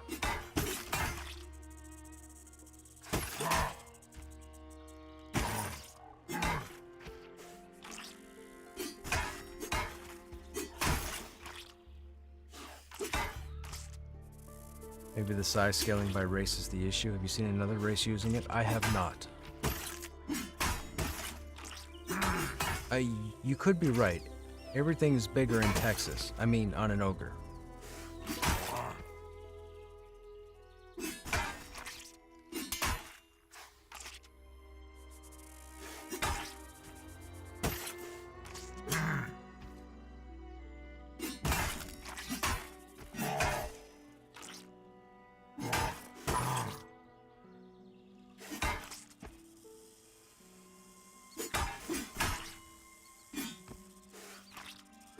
What money do we have on us right now? 33.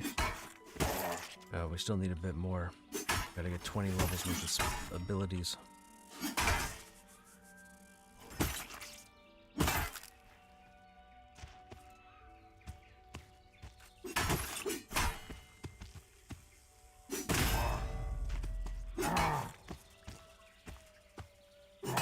Was that a shield block on a retreating mob?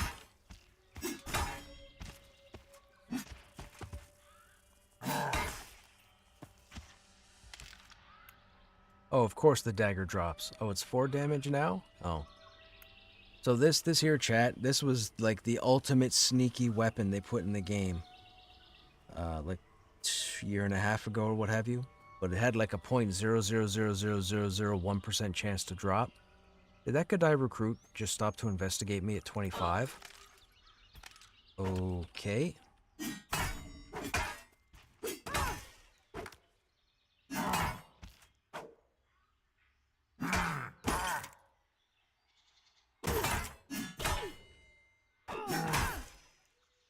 And now that Fang doesn't mean anything. It used to be everything when it dropped. It was like the ultimate noob weapon for low levels to get. But you had to figure out that it only came from a specific snake. But it used to have a higher damage, and used to be, I think, a 1.8 attack speed, or 1.6, I think. It was a real hidden gem, but again, like I said, you'd have to kill 1,000 of these snakes in order to try and get one. Not everybody had one, and a lot of people never saw it in a year and a half, so...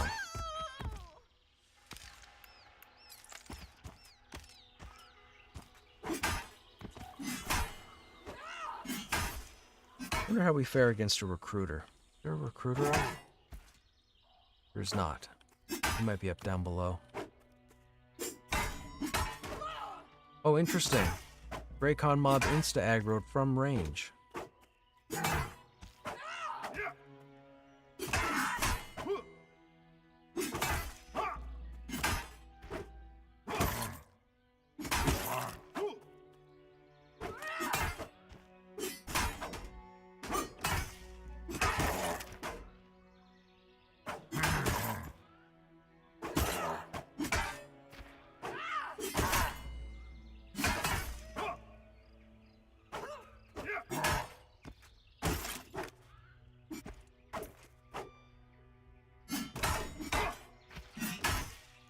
You know, it's pretty interesting. I'm thinking about it right now. Without having crafting in the game, Tell Dangerous probably is going to be incredibly difficult. Like, incredibly difficult. And we have no ETAs to when crafting will come back into the game. I just thought about that.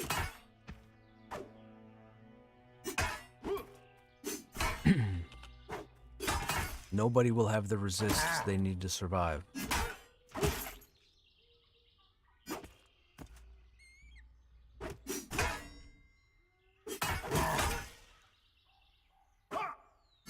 I will say, I still don't like this.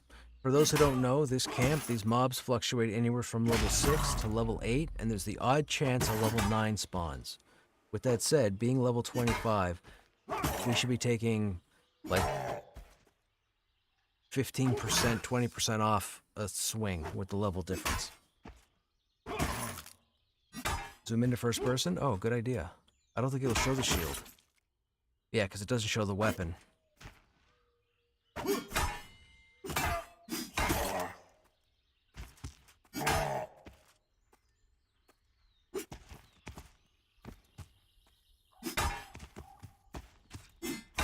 I've always wondered what it would be like if you had a game like EverQuest, or Vanguard, or Pantheon, but you put in the playstyle of Elder Scrolls.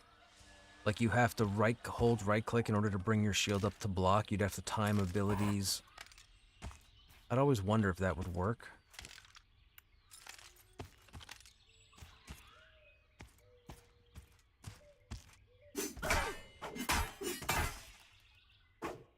And you could time it so that if you saw your shield over here on the left side and your weapon in your hand here, you could watch their animations and then trigger what would be considered in other games like Dark Souls a perfect block or a perfect parry, in which case you would do like a stagger or a stun effect or a bash type ability. But again, the efficacy of how it plays out in an MMORPG would be in question, because even though Elder Scrolls has it, and I think ESO has it, their mechanics are different, so there's no comparison there. But I always thought it would be cool to have an EverQuest-style game with active weapon control, so to speak.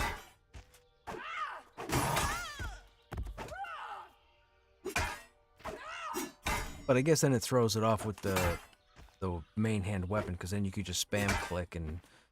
Well, yeah, but then you'd have to factor in endurance. Yeah, never mind. They're just dreams, chat. They're just dreams. I'll keep having them.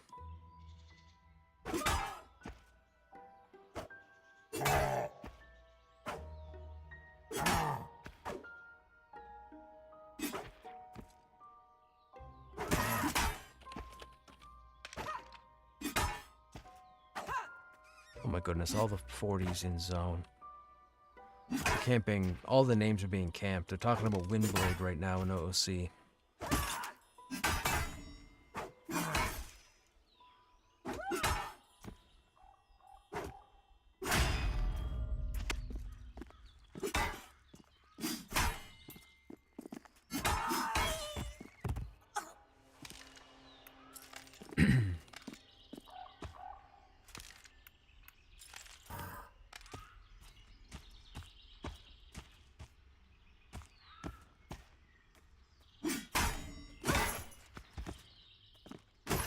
Oh, counter, give it a few years, man. Someone will have the nerve to come up and make that. That'll be part of the whole, what is it I'm hearing now on like podcasts and whatnot? People talking about how they're getting to the point where people will never leave their house.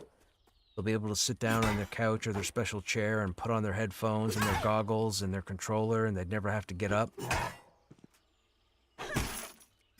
It'll happen. And then we'll have an energy crisis and everything will crash and nobody will have power to turn on a blender, let alone an electric toothbrush.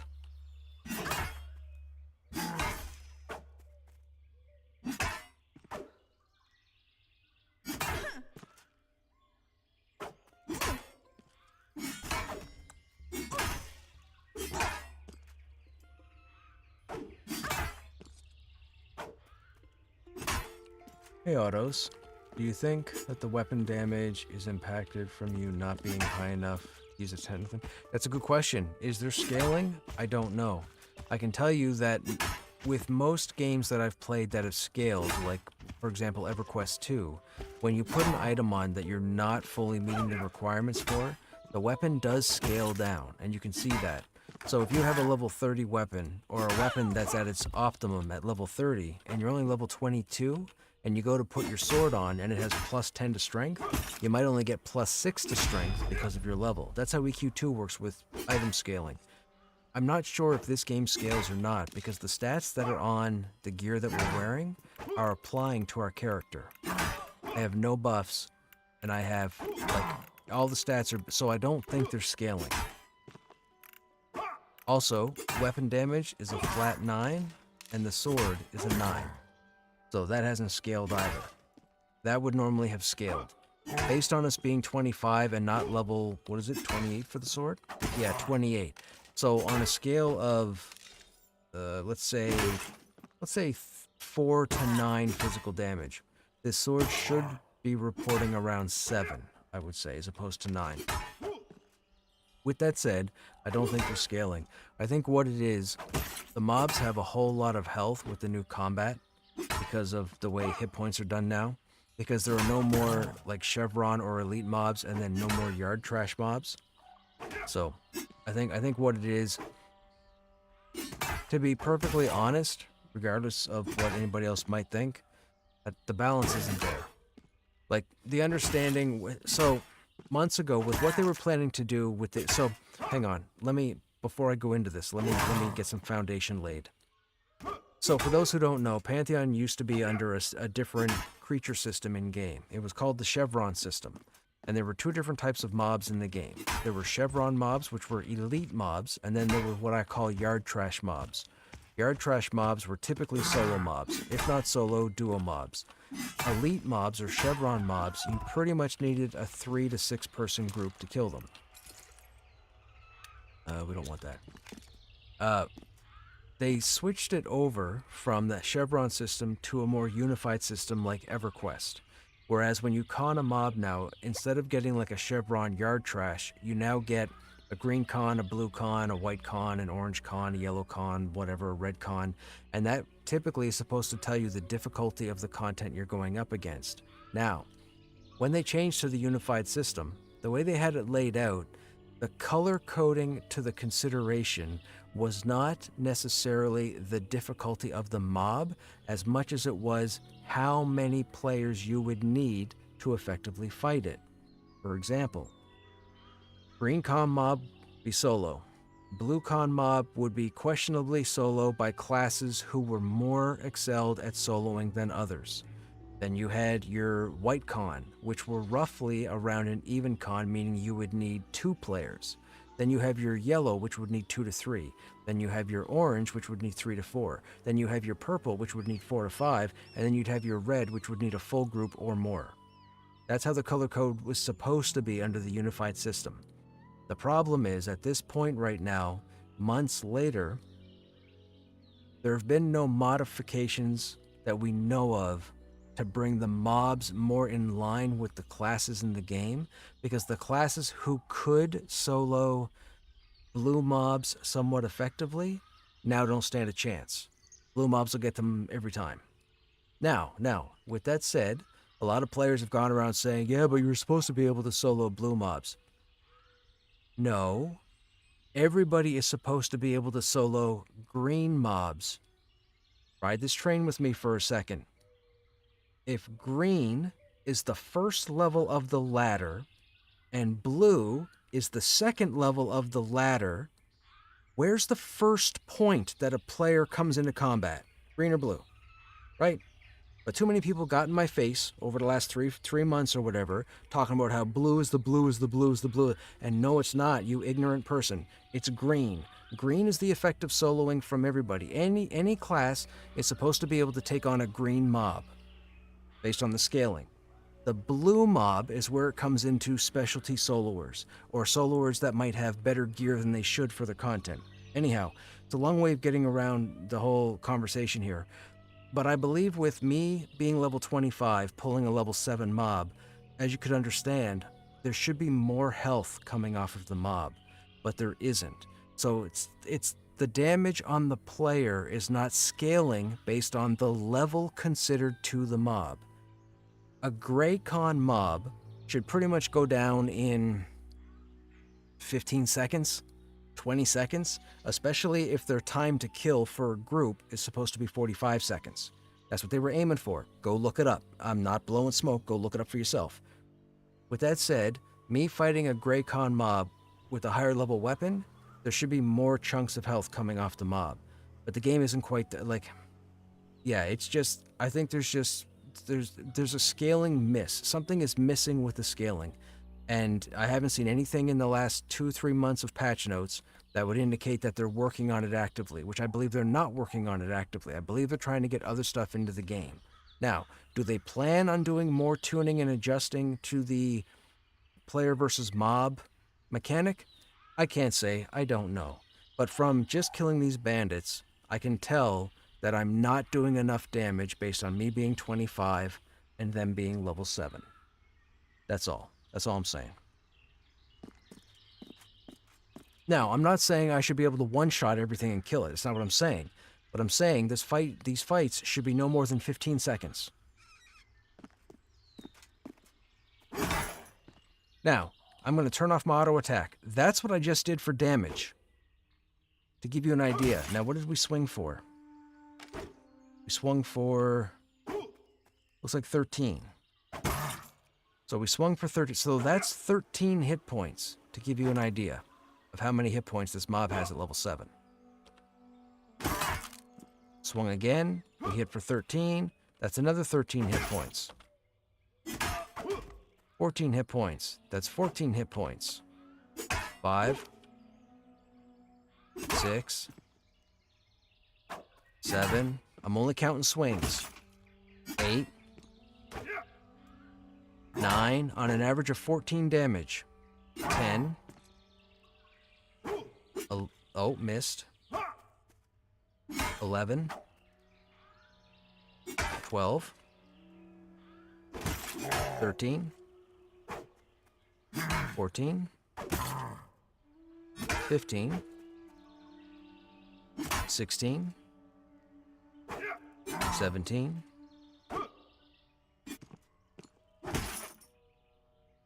18.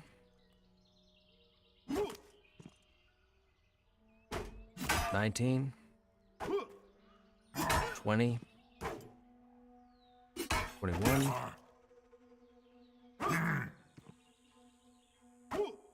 22. 23. 24. 25. 26. 27, 28, 29, 30, 31, 32, 33, 34. Many attacks. Way too many attacks for the damage done. 35, 36, 37, 38, 39, 40, 41, 42, 43 times 14. So 43 times 14, whatever that is, that's how many hit points that mob had at level 7. Now at level 7, you have like 75, maybe 100 hit points, and the mob has 5 times the amount of health. And keep in mind, at level 7, your weapon is going to be, at best, damage level 5. So half the damage of what we're doing right now. So your 43 swings become 86, right? So there's still something there with the, and if you're familiar with first-person shooters, you may know the term bullet sponge. There's something with the bullet sponging with this game that it still needs to be adjusted. Now, I don't know if they've tried 1,000 different ways to do it and it's not working. I don't know. And I could be speaking out of ignorance, but I promise you, from everything I've done in this game, something is still off with either the damage the player's doing to the mob or the way the hit points are scaling on the mob itself. There's no way we should need 43 swings at 25 to kill a level 7 mob. There just isn't. Sorry, 43 positive connects for almost max damage, best damage, with no buffs. There's no way I should swing 43 times on a level 7 mob. There's no way. So, I'm just saying. Something is still off there. Now, with that said, I told chat like 2 months ago, I'm done soloing. I'm not going to be soloing content with the warrior or any other class just to see blah blah blah whatever. I've conceded to that. I waved the white flag. I'm a group person. I put groups together. I run stuff. That's what I do. So I'm only concerned about group stuff. But for those of you who do solo or want to solo or look forward to soloing, we're still not there yet. You will not be able to kill these bandits while they still have a color code, meaning that until they turn gray and then some, classes like the warrior, the cleric, possibly even the shaman, based off of mana usage, it's gonna be a whole lot more difficult than they have said as far as soloing goes. Now, with that said, I don't want you to, if you're somebody who likes to solo, I don't want you to automatically write the game off because of what I've just said. Just wait. The game is we're still in development. This is not a game that has launched. We're still in development. We're going to be in development for a long time still. You're looking at, I'll be honest, you're looking at least 2028 until they do some form of official launch. We still have 2 other continents that need to come into the game. So now, with that said, they do have content already done to put on those continents when they come into the game. That's fine. We don't know how much. With that said, this still needs work as far as soloing goes. That's all I'm saying. That's all. Just trying to give you guys as much information as I can. I don't play the other classes typically, so I'm not the best person to ask for those. But as far as the standard or the bare minimum of the game and how it operates, I have a pretty good knowledge. I've spent a lot of time tanking yeah. I got a lot of knowledge for somebody who streams the game.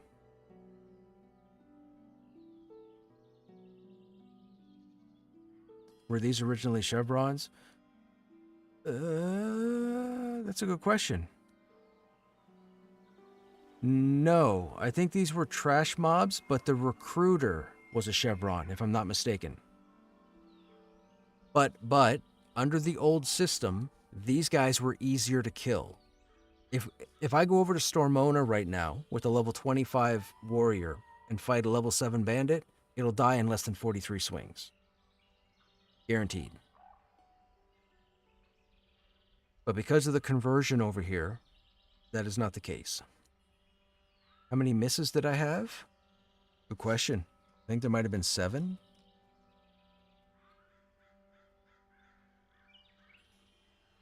Let's see what we got here.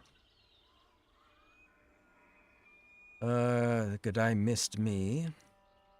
Well, damage. Are my misses? What are my misses in? They're in red. So I parried that one. So that was a damage on me. Damage on me.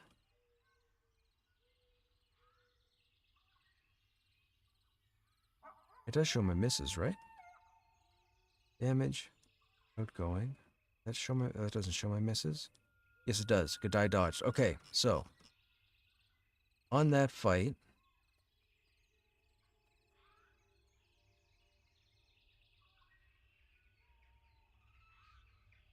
one miss. Oh no. Yeah, that's one miss. They dodged. So that's one miss. That's 2. That's 3. That's 4.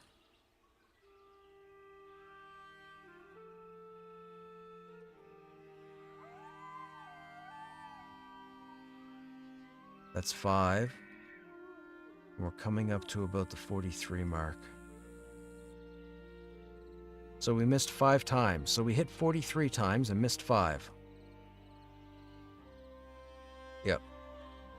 That's from the fight before. Okay.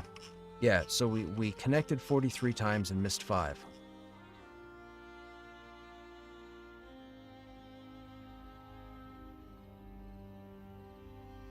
Excuse me.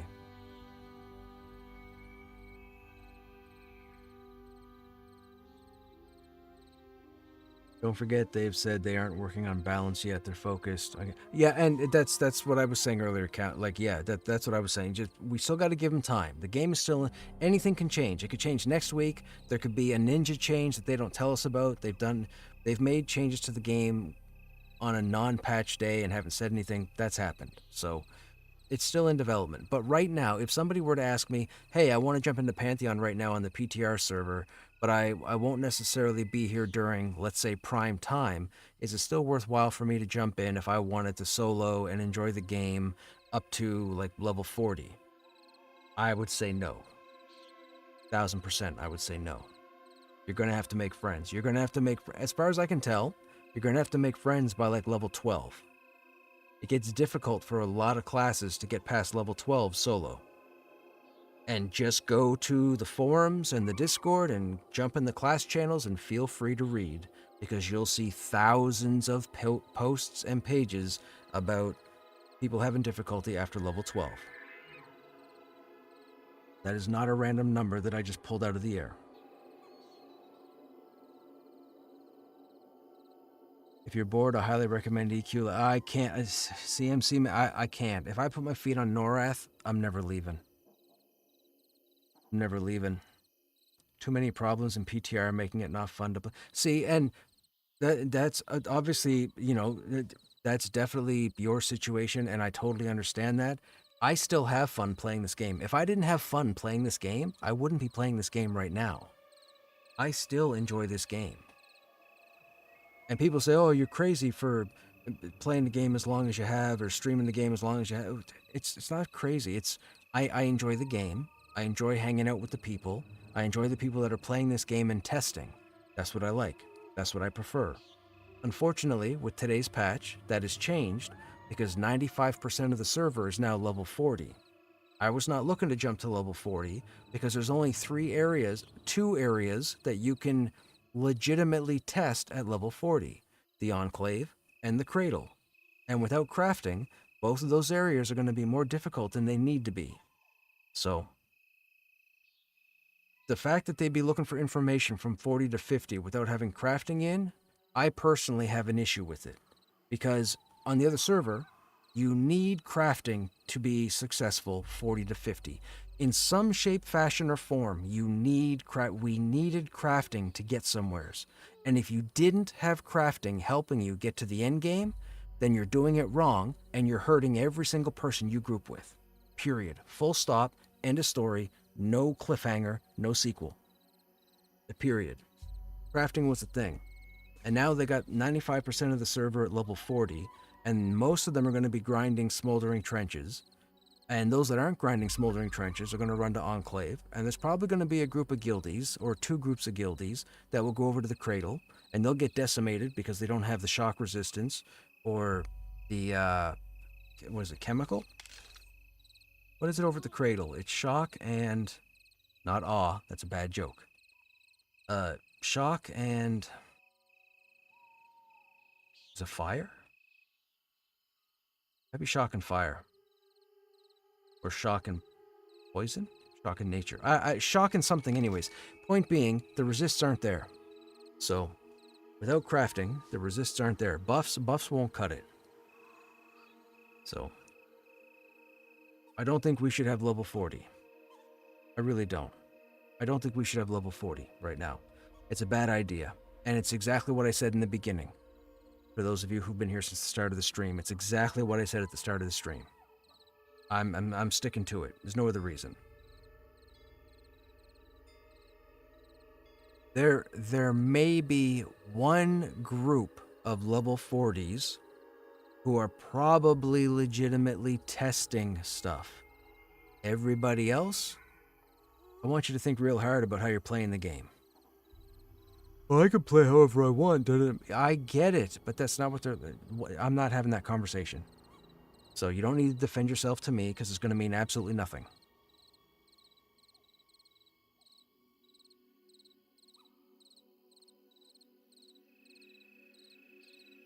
That's an agreeable argument. I'm kind of still waiting on the rogue master. I would like all the masteries to be in game. They don't have to be in a finished form, but I want all, whatever, 13 master. We still don't have all the classes in the game yet. We still don't have the necromancer. We still don't have the monk. They're not here. So there's those two. I want all 13 classes, and I want whatever the starting mastery system would be for all 13 classes. And I'd like to see all of the master. Again, this is just me talk. This is the part where I talk out my arse. I want to see all 13 classes in game. I want to see all pass ones for the mastery windows. Then go ahead and give us access to get into the end game. It's not going to be fair testing if we don't have what we need to test what they're looking for. Like, it's not like players are going to not use mastery or not have mastery access, get all the way up to level 50, start killing everything, and then VR goes, oh, I guess we don't need the mastery system anymore, let's just take them out. That's not going to happen. They're in. They're all coming in. But I just... whatever. I'm just one person. Ignore me. I'm just one person. Anyhow, I still need a bit of gear before we can sell it to make money to buy our spells. Or our abilities, since we auto-leveled ourselves to 25. But I'm fairly positive they don't have enough Hangor data. I'm absolutely positive they don't have enough Lower Halnir data. I'm absolutely positive they don't have 100% Nightwolf Knoll data. They definitely won't have data for the new zones that'll be coming, I'm assuming, later. Oh my goodness, all 6 of them? This would be hilarious. And now they're not going to get it because everybody shot the 40. So... I don't know. I don't know.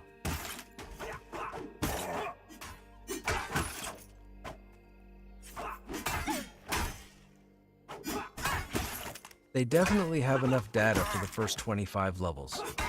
They definitely do. The Goblin Caves, the Spiders, the Manor, the first half of Halnir's all the way down to the Ghosts. They got all that data. That's what everybody's been running for the past 2 months on this server.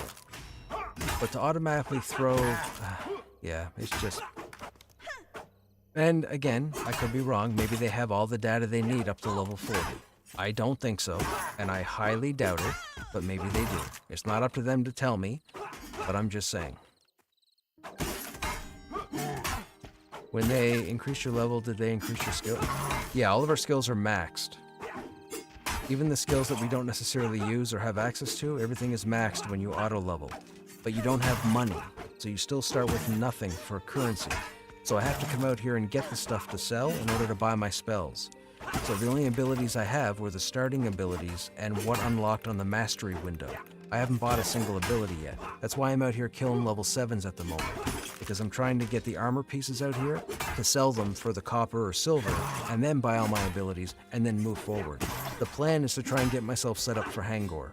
But to do that, I need to buy all my abilities, then I need to go to AVP, I need to talk to the quest dude for the quill, then I need to come back here, jump down into the Goblin Caves, get my quill, turn that in, get flagged for the frigid glyphs.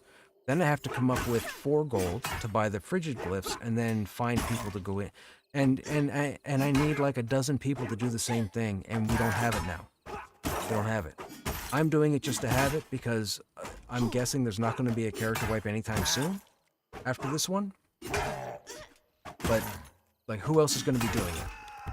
There aren't enough people. Like, it just, dude, it just sucks. I don't want to bump to 40. I've run all that content a billion times. It's all I've been running since before this server. I don't want to run the 40 content. It's not going to be harder than Stormona. Nothing in this game has been harder than the Chevron system. That's why I like the Chevron system.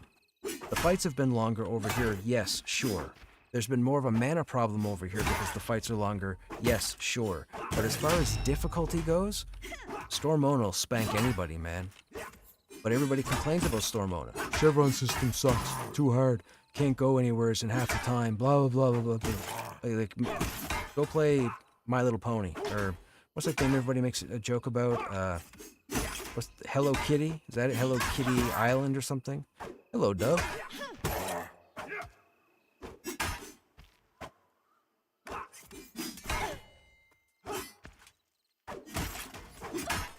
I'm level yes, I'm level 25 with 2 skills. That'll change in about 20 minutes, I'm assuming.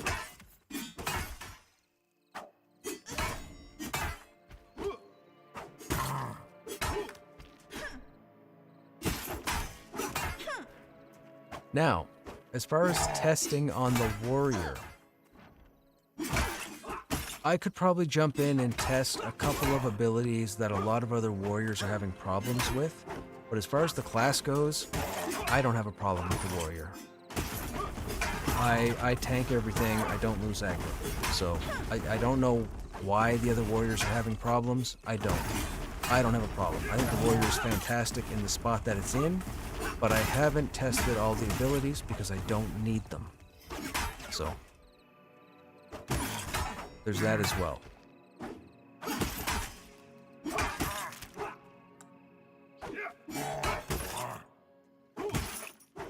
It is cool that population has tripled.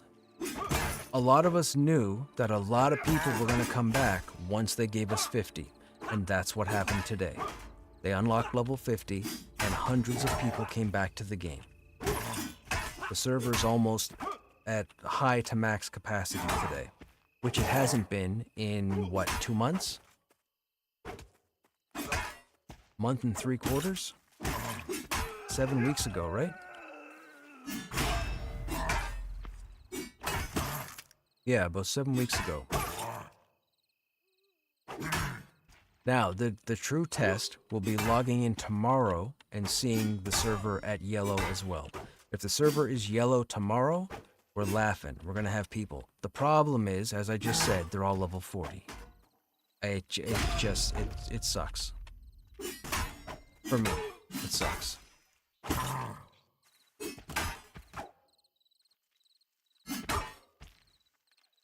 Do you have your spells, Dub? Did you want to hang out while I run through this? Have you already run through this? Do you have any interest in doing your Hangor stuff? Knowing you, you probably have it all done.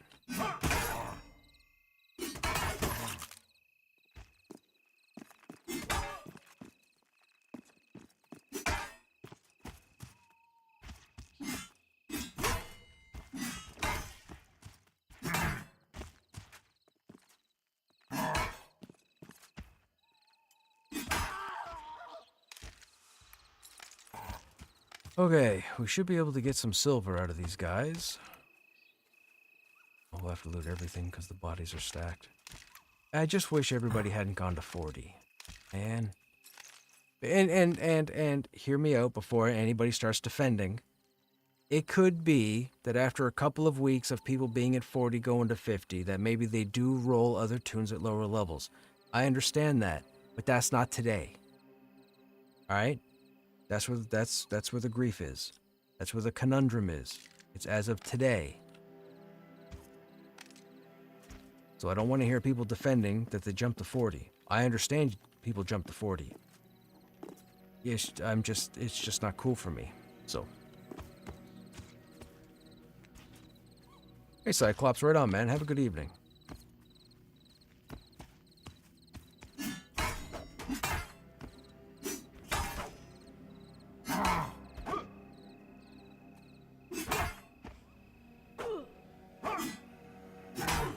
Wait a minute, did you aggro a recruit and it ran to me?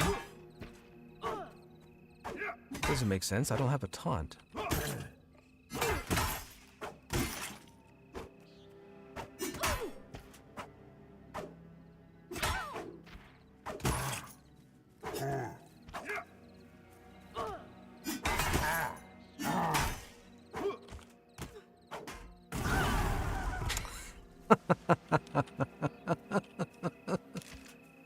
So, remember what I was saying earlier, chat, about the whole soloing thing? Now, keep in mind, Dove is 25 as well. So, that's a level 25 wizard nuking the crap out of level 7 mobs. Oh, is my inventory full? We're full. Okay, let me go back to town. Let me sell off this stuff and see what I can buy.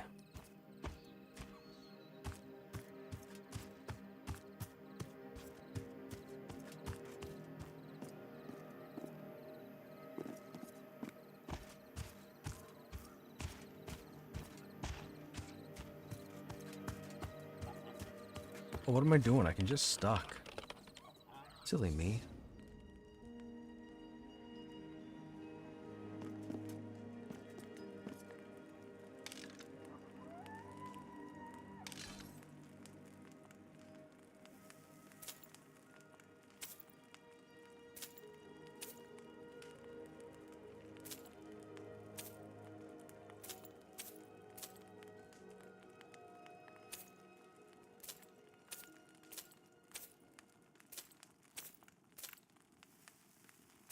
Sell that. Okay, so now spells.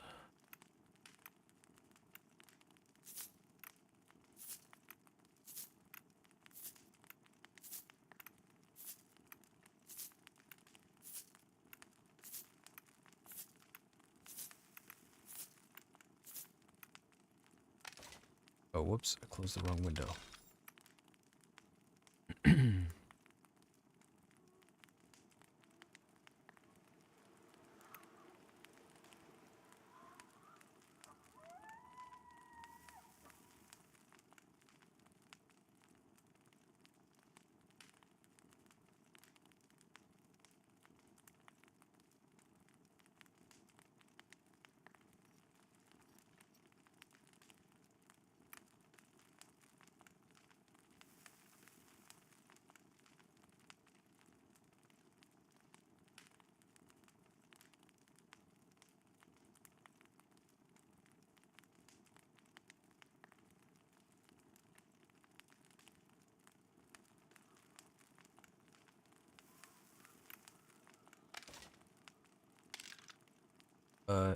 We bought everything, right? Yeah.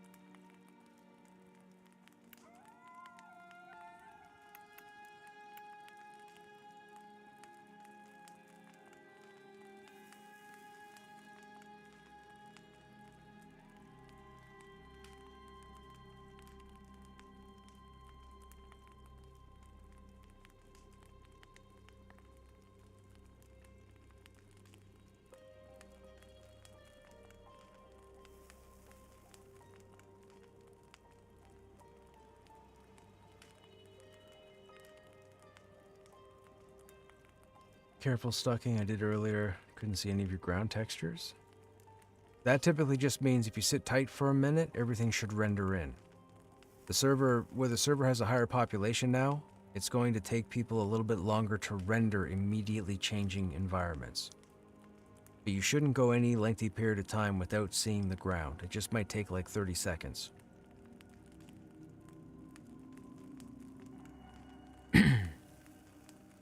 That's been happening to me every day for like the last 5 months, I think. 4 months. Okay, that's all the spells here. So now, we need to set things up. So we have Banner of Arms. Last Stand is not a big deal. Challenge Banner we're probably not going to use. Bash we need.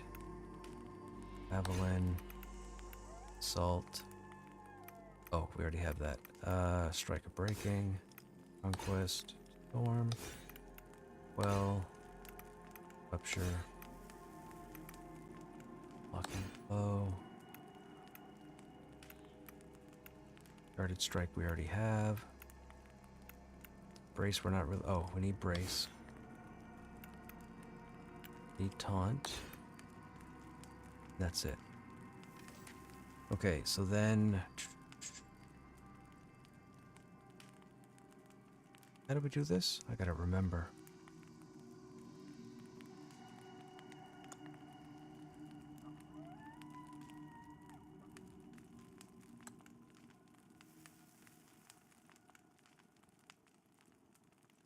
think we went that. That. No. No. That. That was down there. Down there. That was over there. Comes there. Down there. Salt is one of our generators, so there. No, maybe not. I think we had that and then that. Oh no, we had rupture. Okay, so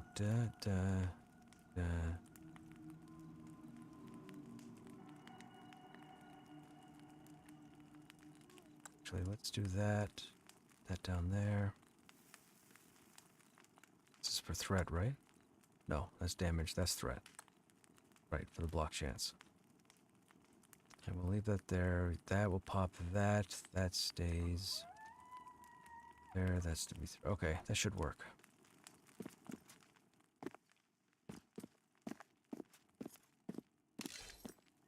Inventory is empty. Alright, now we gotta run out to the crossroads and pick up the quest. Or, sorry, AVP, I mean.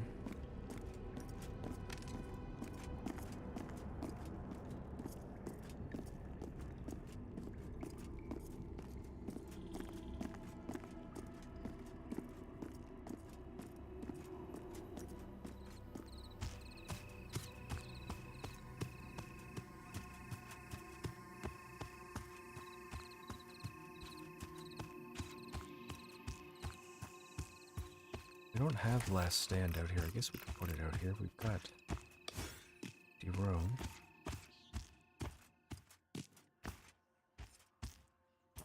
Oh wow, people are still killing cultists out here.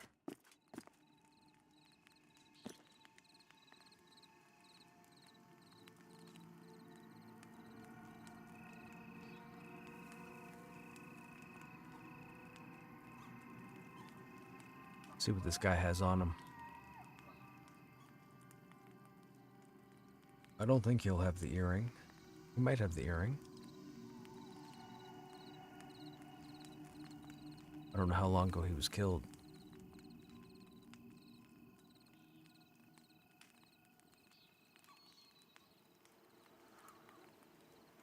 Oh wow, some of the people that have come back are new to the game. Somebody just asked, there's no map? Like, nope. Ah.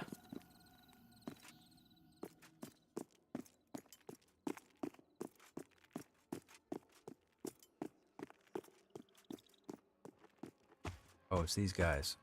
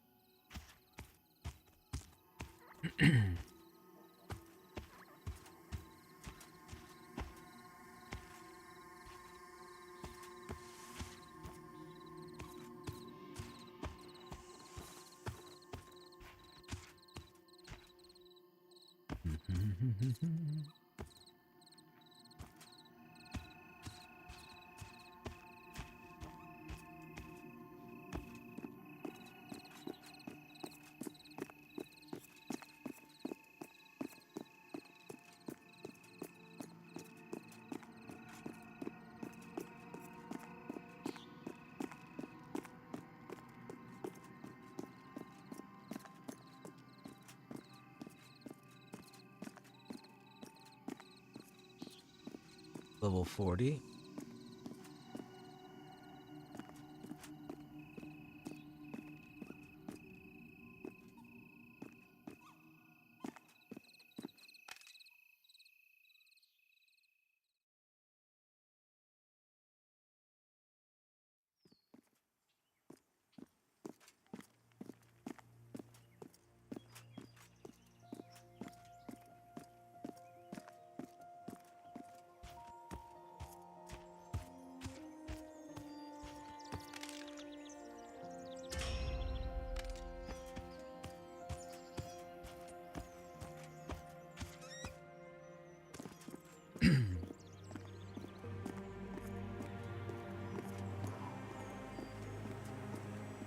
Do you have the quest already, Dove?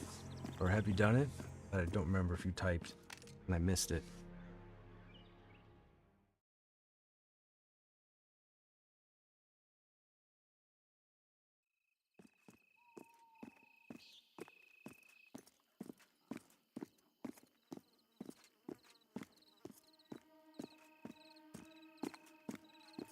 Okay. But you have the quest. Right.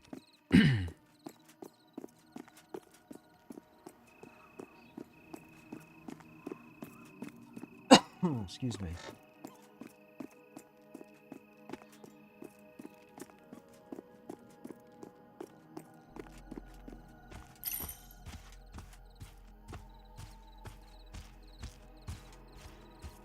Oh, you've done the quest already, Suki? Okay.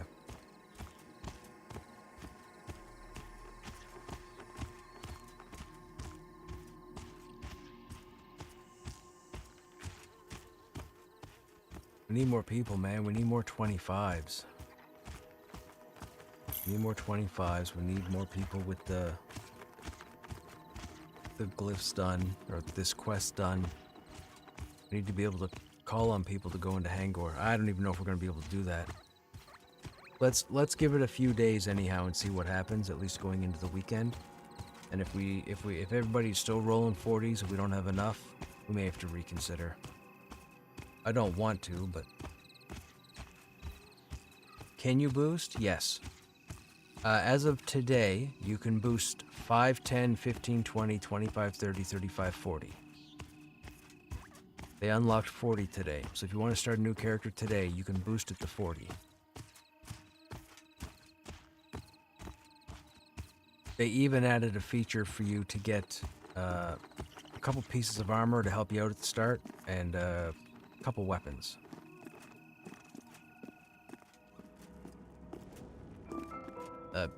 The insta level to 40 is not cool, in my opinion.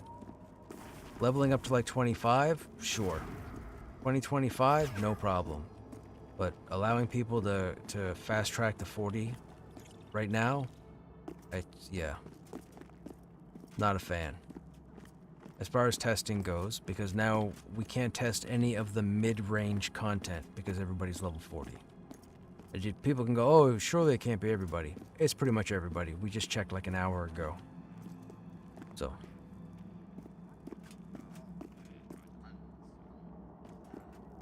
There's a geomancer, I think, that can spawn up here.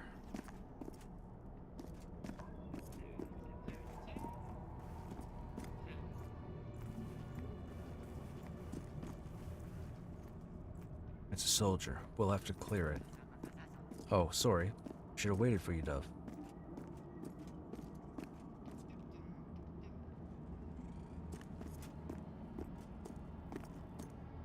You really struggled on a new character versus a level 1?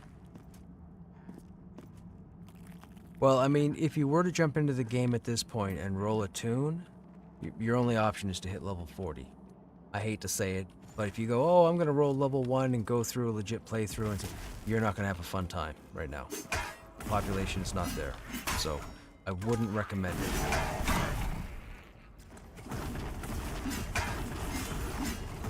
But yes, if you want to go to 40 and jump in the game and hang out with hundreds of other people, by all means. But most of the server is level 40 right now.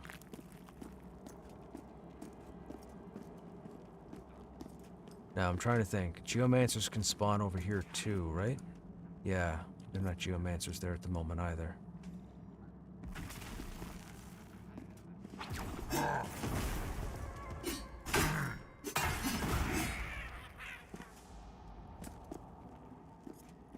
There's a geomancer right there.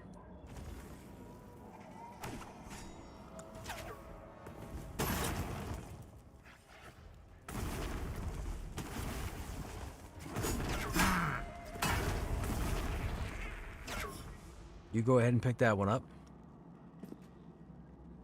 And that gets yours done.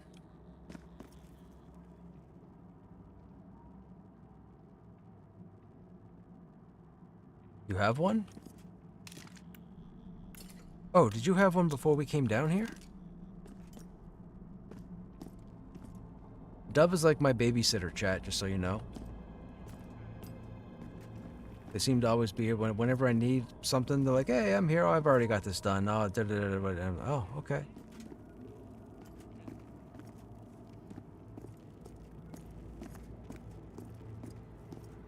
I ran past a geo on the way down. Oh, my bad.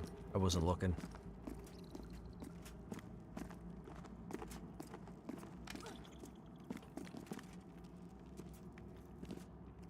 Oh, we have max.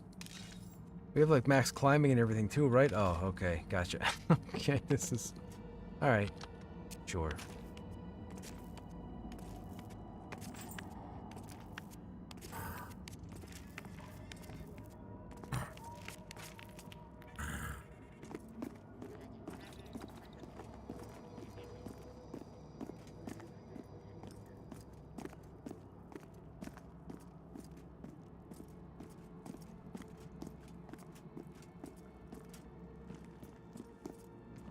This is the climb up spot, right?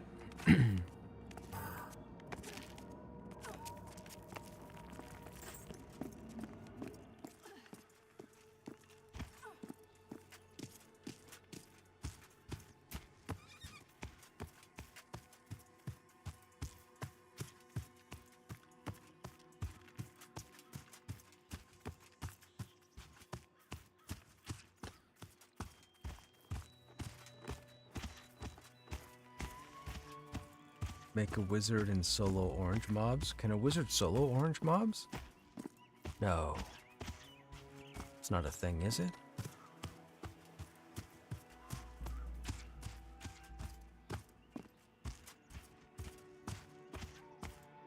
I mean, they shouldn't be able to.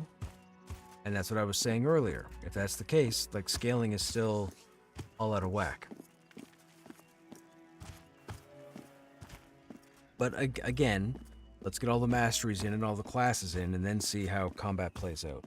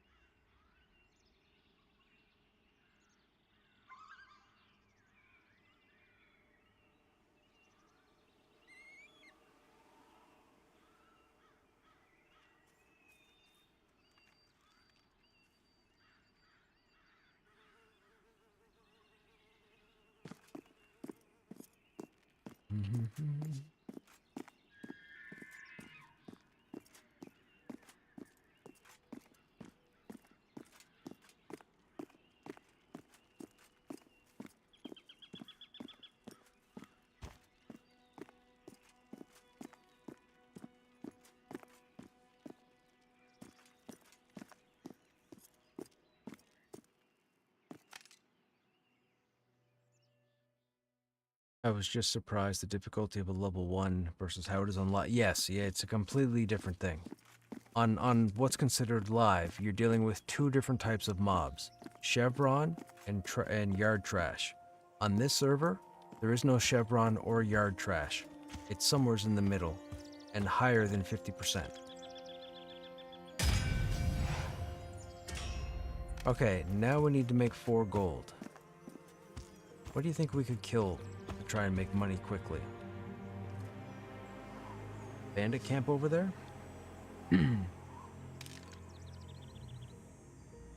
Oh, you've got a blood-soaked shield. Hey, let me see what this looks like now.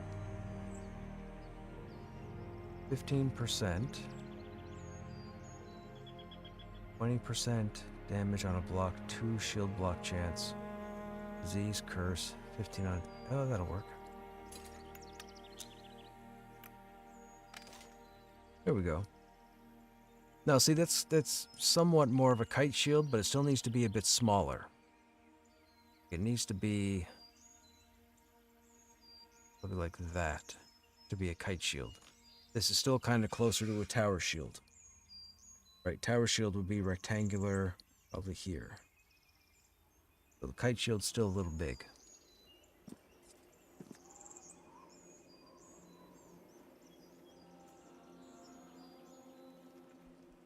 What do we think we should kill? Do you think we'd be, I mean, were you soloing at the manor? Manor might be an option, but I don't know how useful I'd be. Just trying to think what we can kill to get 4 gold.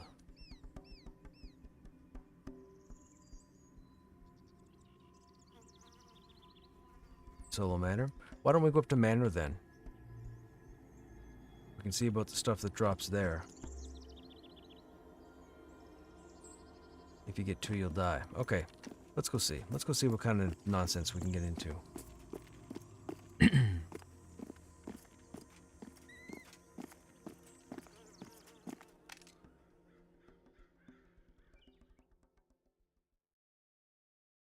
I mean, worst case scenario, I could roll another tune and just bump it to 40 or what have you. I don't want to. I really don't want to. But if 99% of the server is up there, we're not going to have groups without it.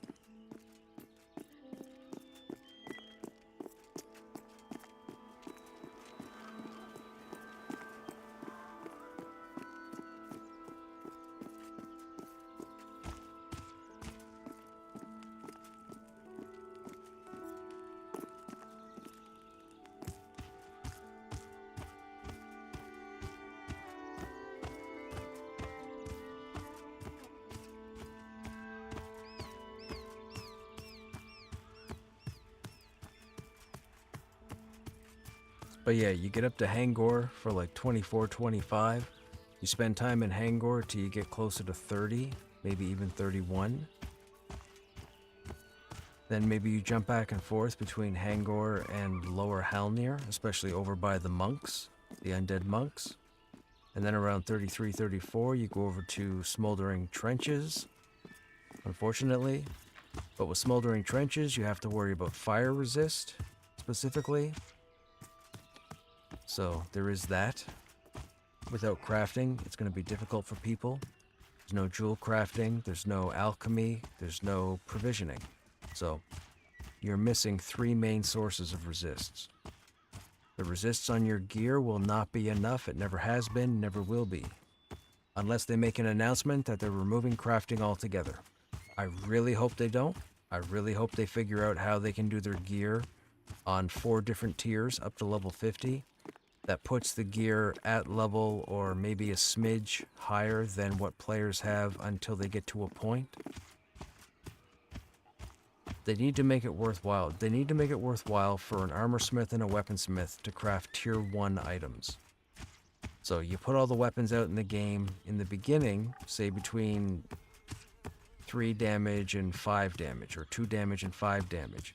But then you give tier 1 weapons maybe 5 damage to 7 damage, or 5 to 8 damage, depending if it's 1 hand, 2 hand, etc. Then you factor in someone carrying tier 1 crafted stuff, and then you figure out, well, how high up do we go in tier 2? Well, how's the tier 2 gear looking that drops off of the dungeons, the trash mobs, and the names? So maybe damage there at tier 2 is anywhere from 7 to 12. So then you go to the tier 2 crafting and you make 9 to 14. You know, like there has to be a reason to not necessarily lean on crafting, but have crafting as an option to help you get to the next progressive level. That's the perfect mix. That's how you get a crafting system that works fantastic. It's a crafting system that somebody has to go back to for min-maxing or efficiency every tier, every 10 levels, every individual level, or what have you. EverQuest 2 was interesting because EverQuest 2 had it set up with, their mini game when you were crafting where you could determine whether you made multiple food items versus a single, multiple potions versus a single, rare version of a weapon or armor as opposed to the regular version. And players went to the crafting to get those items to do the progression. So then they worked in items that you would have to go out and get to use in the recipes to make better items. Something like that needs to exist with this game. And unfortunately, before anybody says why'd they pull crafting out, the crafting they had in the game was set up for how the game was 5 years ago, 4 years ago. A lot of things have changed.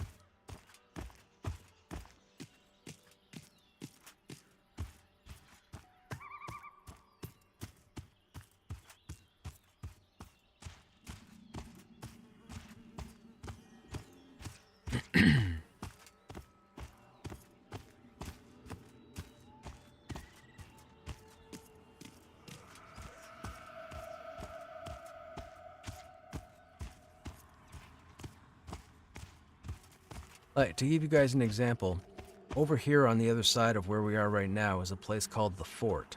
It's the main base for the Gadai. The Gadai are the main bandits in the zone, or in the region, or continent, I guess you could say. With that said, I have no battle points. Here we go.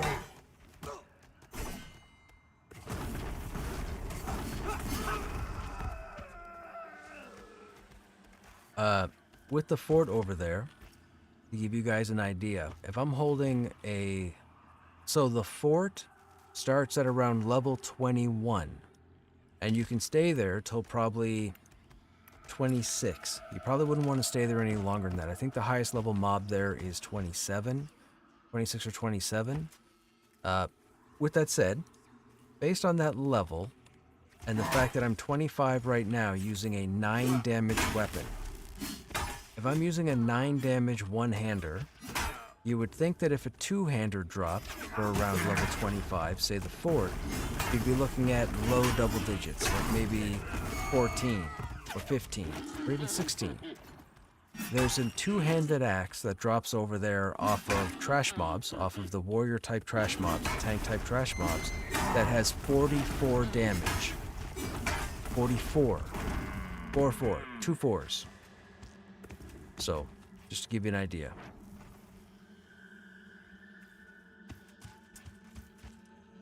So, items as far as crafting goes, it's still not quite there. And they've sprinkled in new weapons recently to try and help new players level, and it's been fantastic for what they've added, like within the first 10 levels.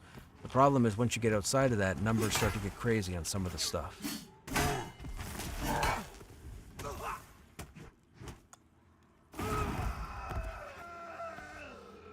Hey Vec, what's going on? It was only 2 days. It was only Monday, Tuesday.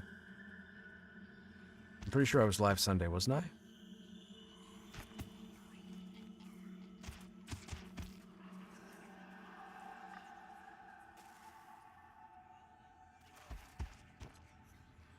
Yeah, I was live Sunday. Because I didn't get the request until Monday.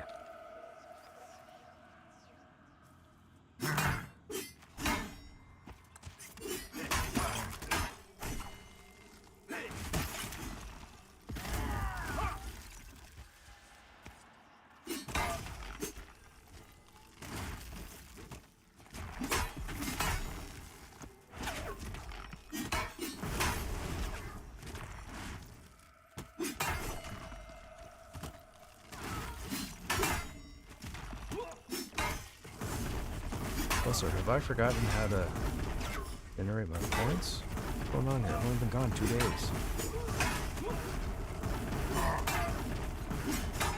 Oh, taunt failed. Keep nuking. There you go. I had faith. I had faith you were going to be fine.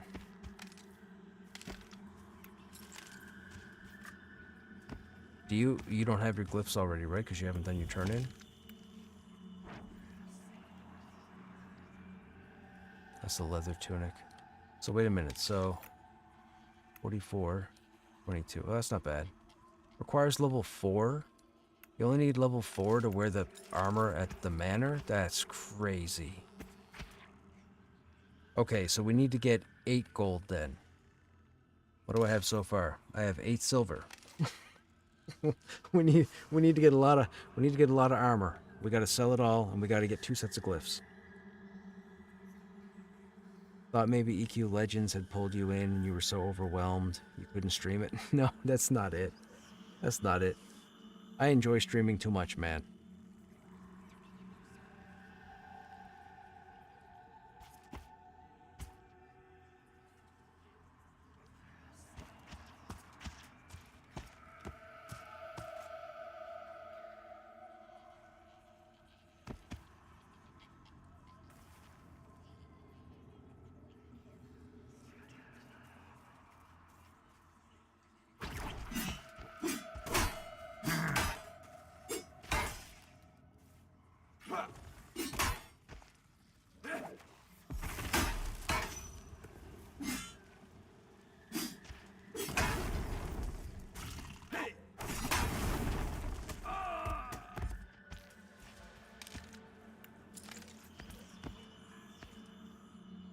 Hey, Hellgear, what's happening? How you doing?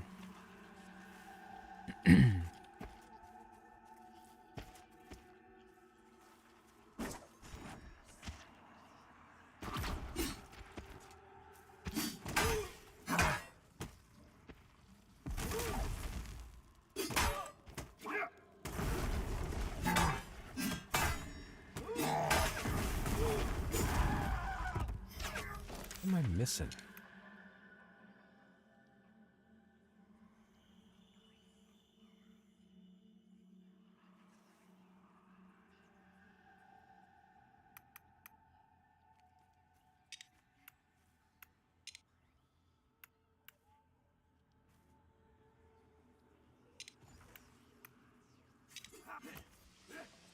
I'm coming. Hang on a second.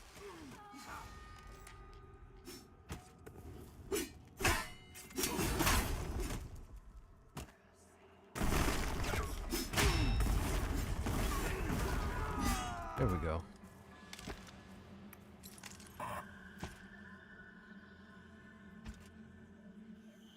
Ah, yes, that's from the gloom, or there's a crystal here that's corrupting the manor. It's up behind this rubble here. But it's the source of the corruption.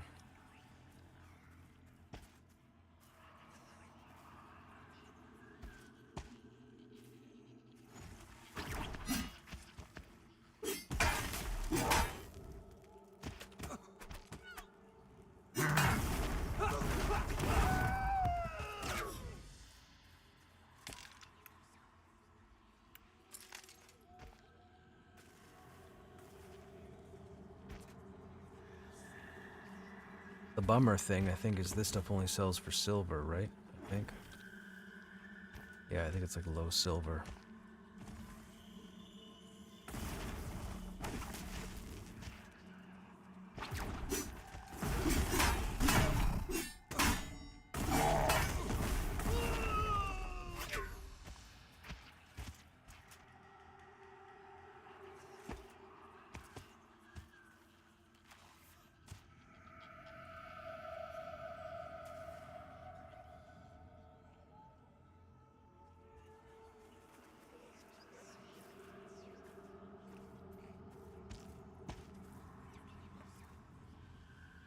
I have no arrow.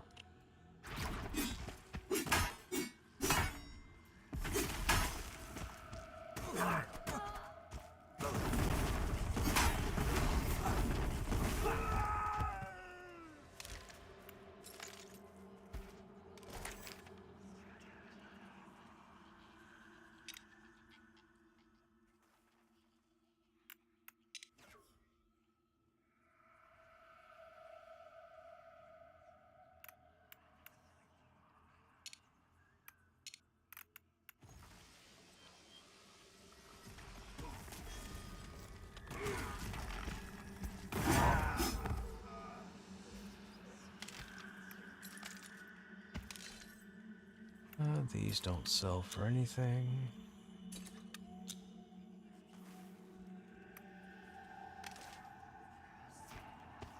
Hey, AK, what's going on? Oh, the gathering tool sells for 20 silver? Gotcha. Yeah, that's the sickle.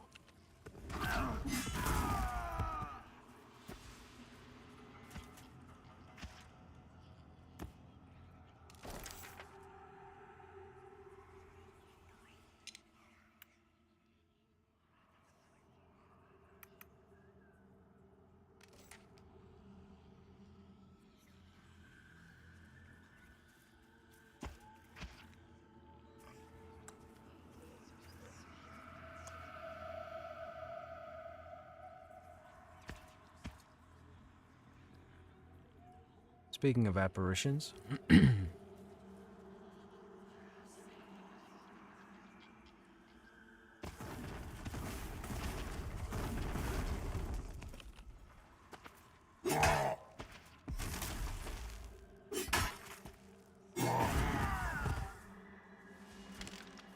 Well, there you go. You need intellect? You are a wizard. Go ahead and loot that for the intellect. Oh, there's another cursed apparition.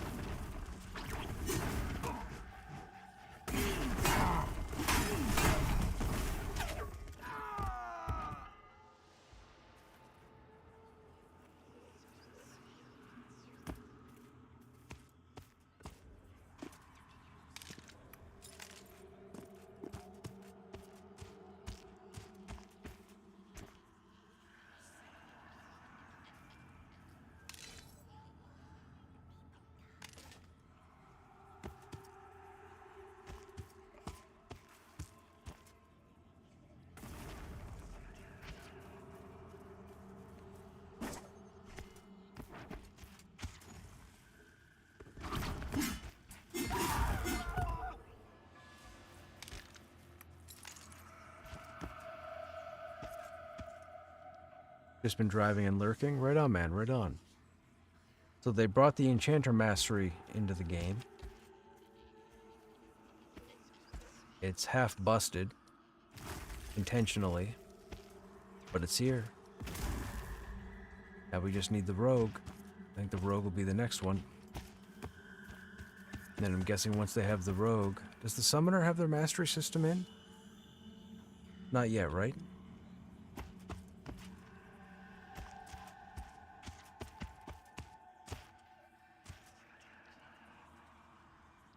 Yeah, the monk. The monk and the... Just talking about this. The monk and the Necro. The monk and the Necro still need to come back. I'm guessing they're probably the more difficult of the mastery systems. I believe they only typically are working on one, maybe two at a time.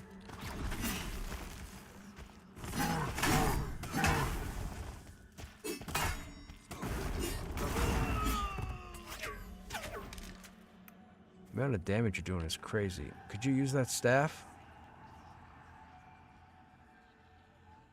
They nerfed the longsword. It only has 1% accuracy instead of 10. Oh, it's garbage. Oh, that's so yucky. 1%. That's not even worth it. Man, sell the swords. It's not even worth using. Whatever.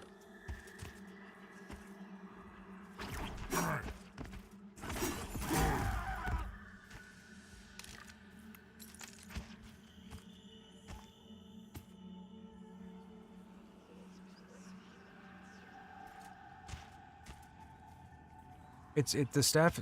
Isn't this the staff here? Oh no, that's concentration. Huh. Interesting.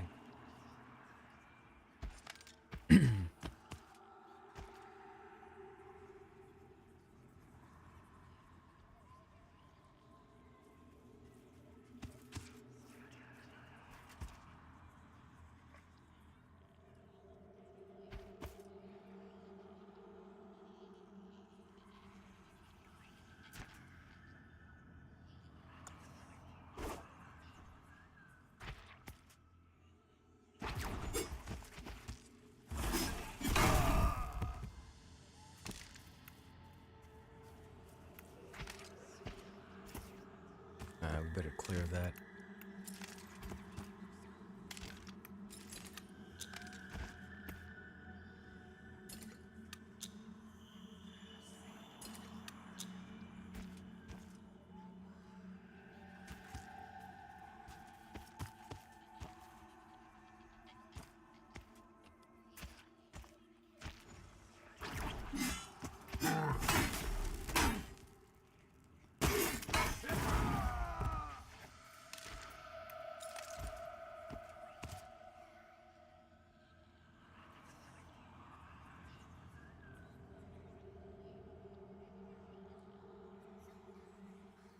They respawned here at the entrance, Dove.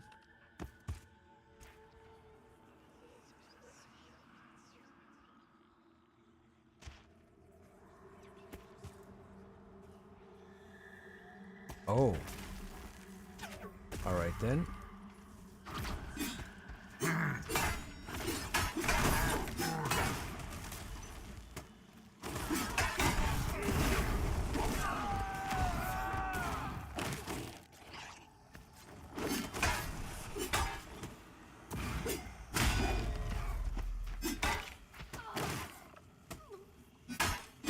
Man, your damage right now is ridiculous.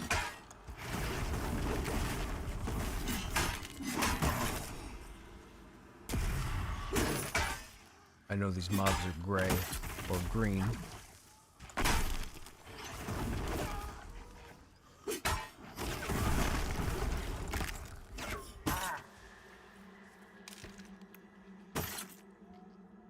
Withered femur, one-hand dagger. Probably worth something.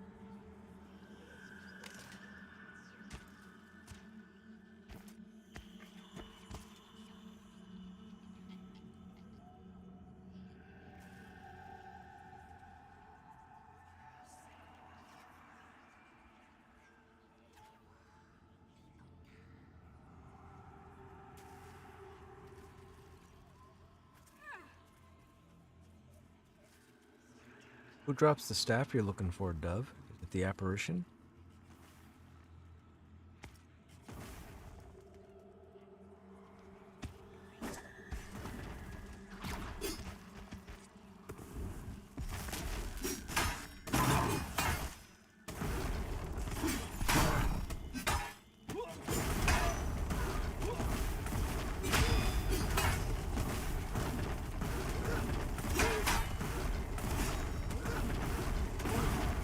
I am not proccing as much as I was before.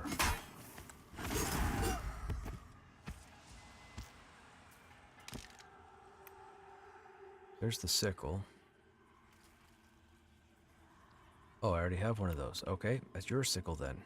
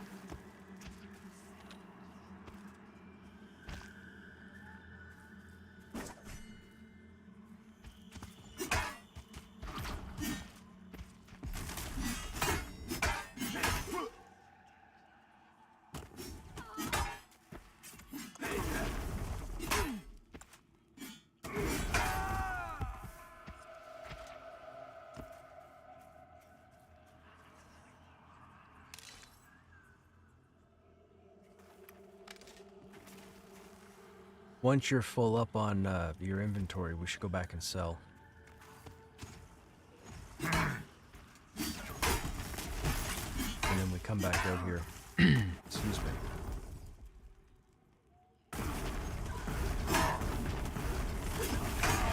Or at least see what we're looking at for money to give us a baseline. I should probably buy some bags too.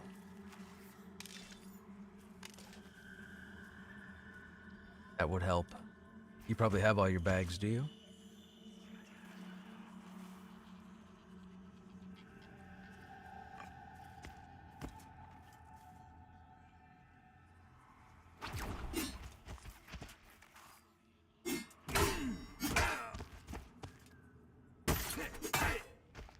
You only have 2 at the moment?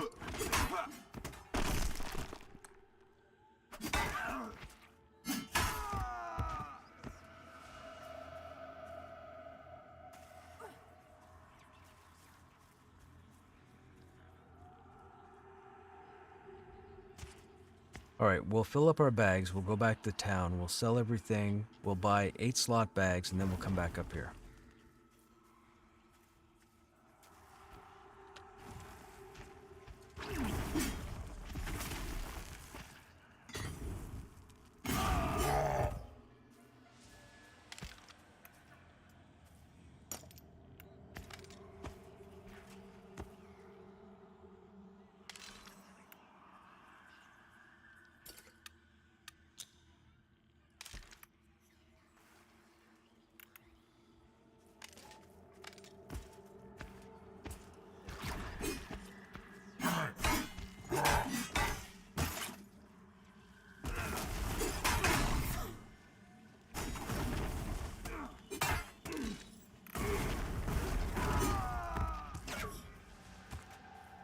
My block chance is the same.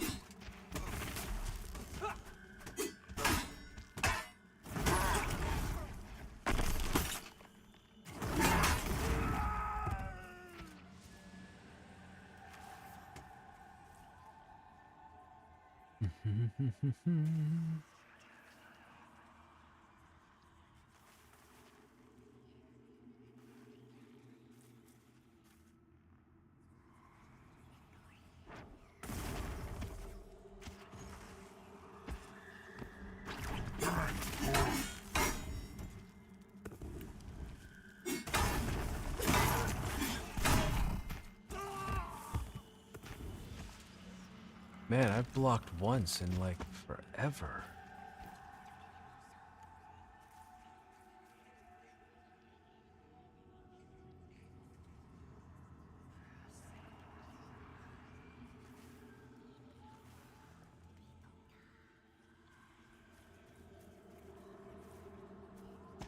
Somebody up there camping the orc.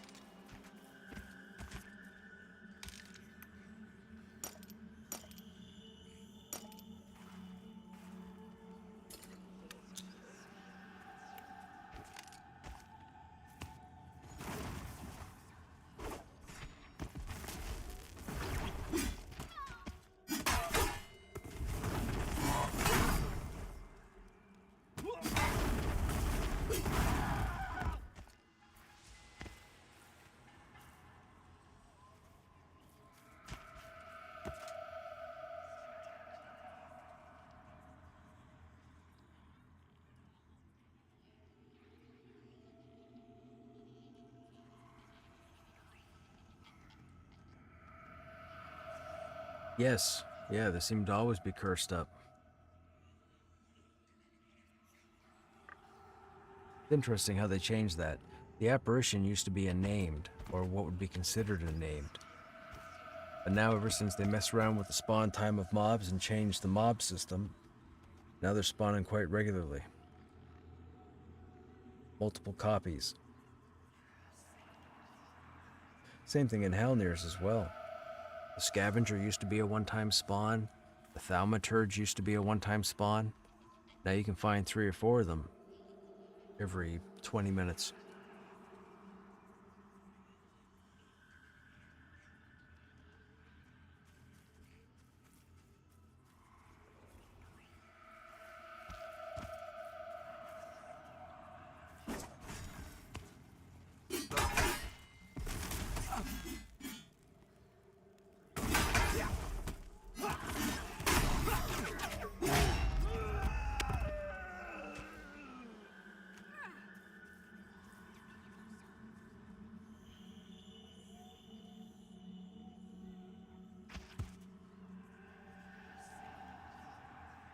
I remember one of the coolest scenes. You never see it here now, but there used to be a period of time with the weather where this place would be crystal clear at night, and you could see the moon set behind the manor, and the moon had a green color to it, a green glow because of the gloom. And dude, it was one. You could stand like over here, and you could look at the manor like this, and the glow from the gloom affecting the moon would cause the whole manor to light up in different shades of green. Dude, it looked fantastic. But then they threw this fog in all the time, and now you never get that. Yeah, I should have taken screenshots. It would have been fantastic for a wallpaper. That was interesting. Your nuke hit the second I connected. Excuse me.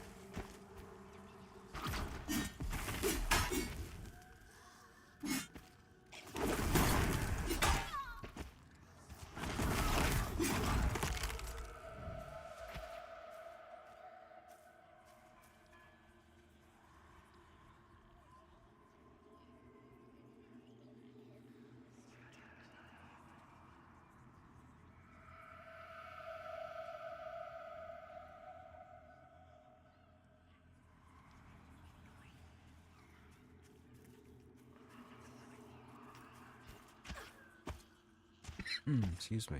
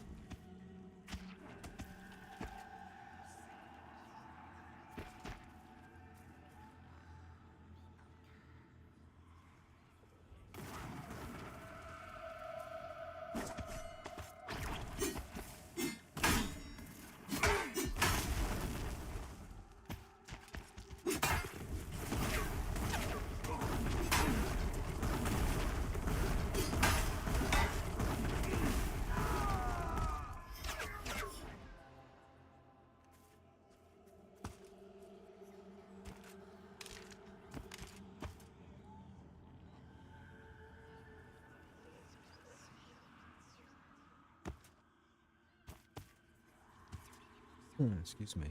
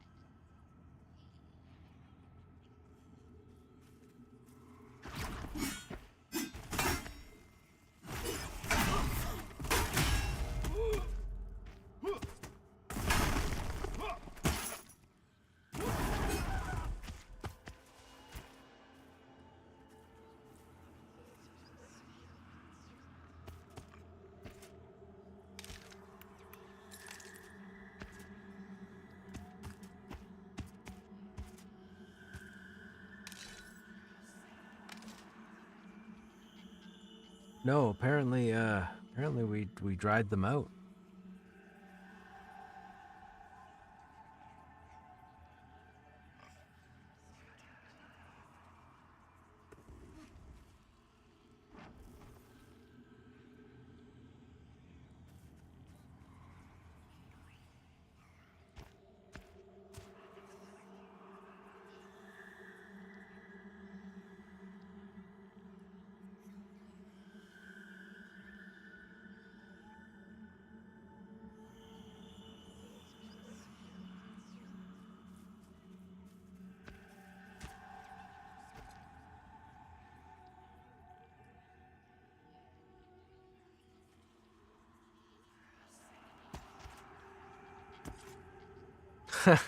You got another one stuck.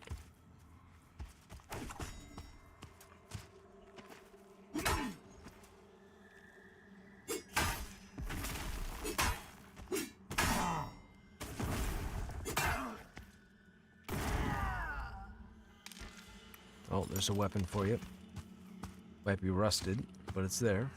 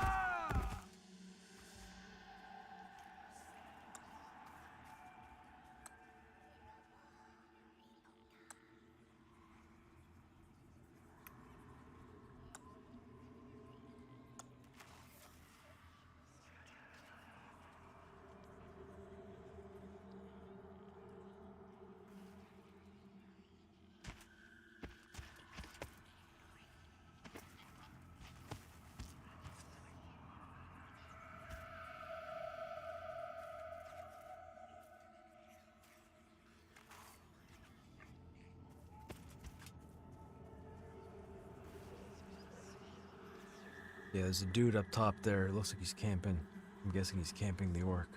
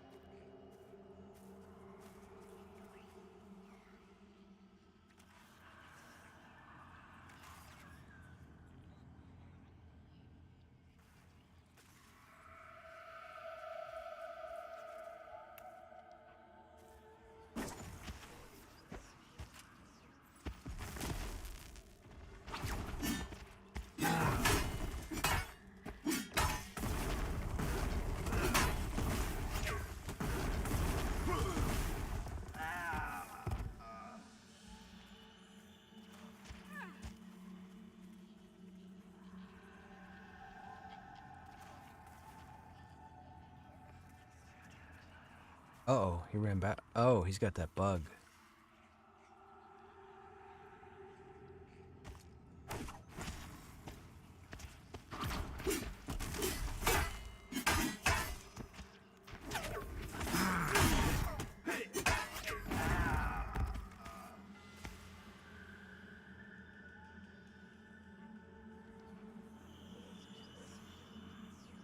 $22,000 damage? Oh my goodness.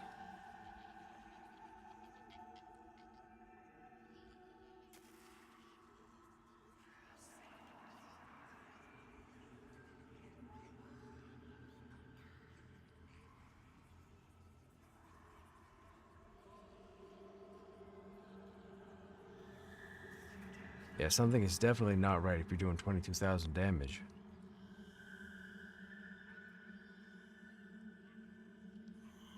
I could see maybe 2,200 damage on a crit, based on me only swinging for about 120.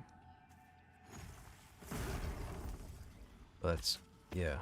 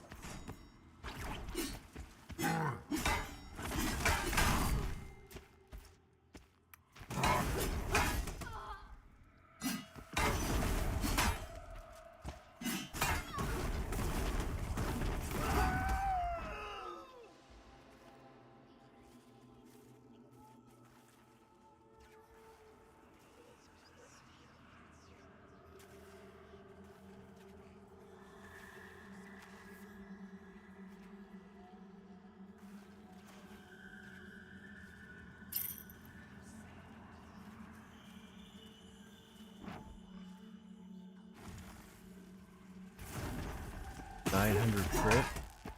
Dude, Dub just hit 22,000.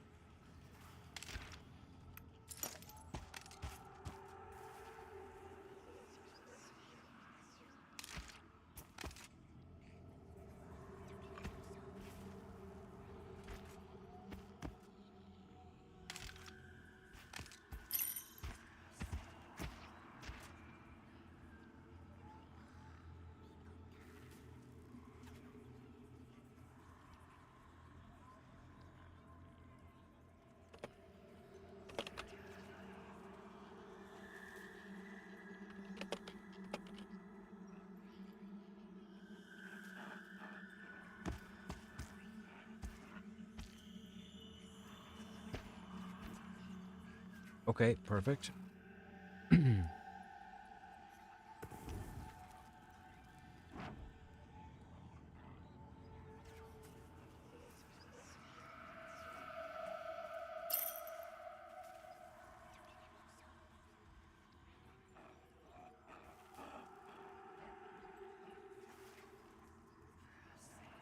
Yeah, something's definitely busted with wizards. They're doing way too much damage.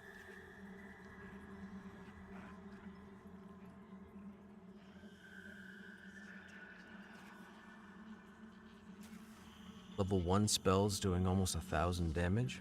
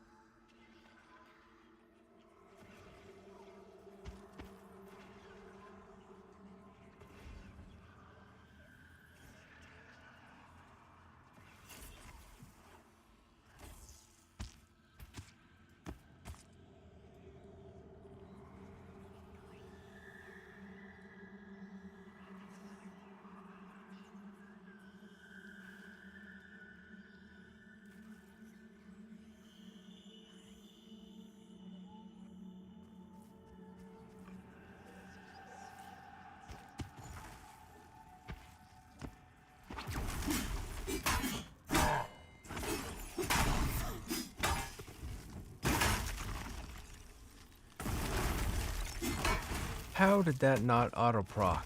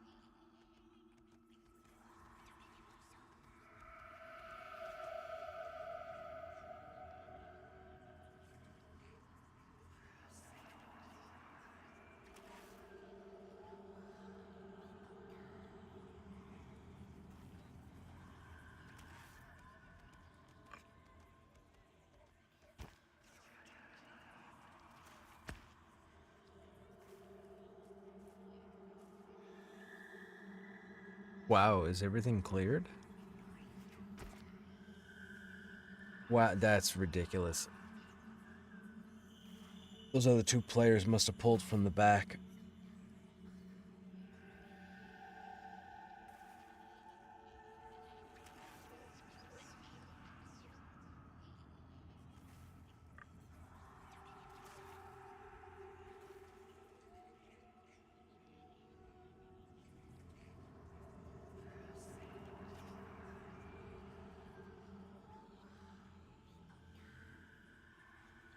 Oh, there you go. Front is spawning.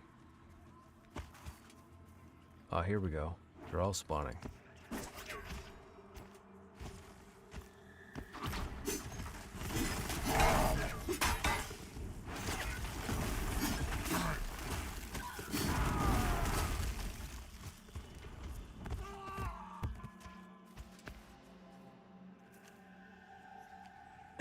Excuse me.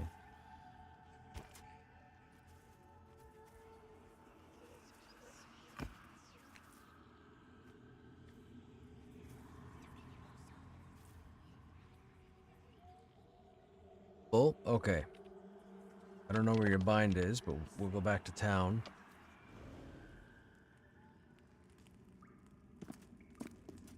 Sell what I have and see what it leaves us with. Silver there, silver there. In copper. Okay, those aren't worth collecting.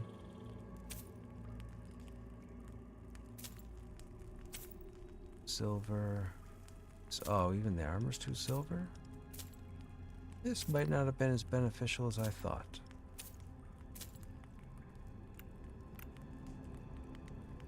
So we're at 69 silver, not even a gold. We got a ways to go.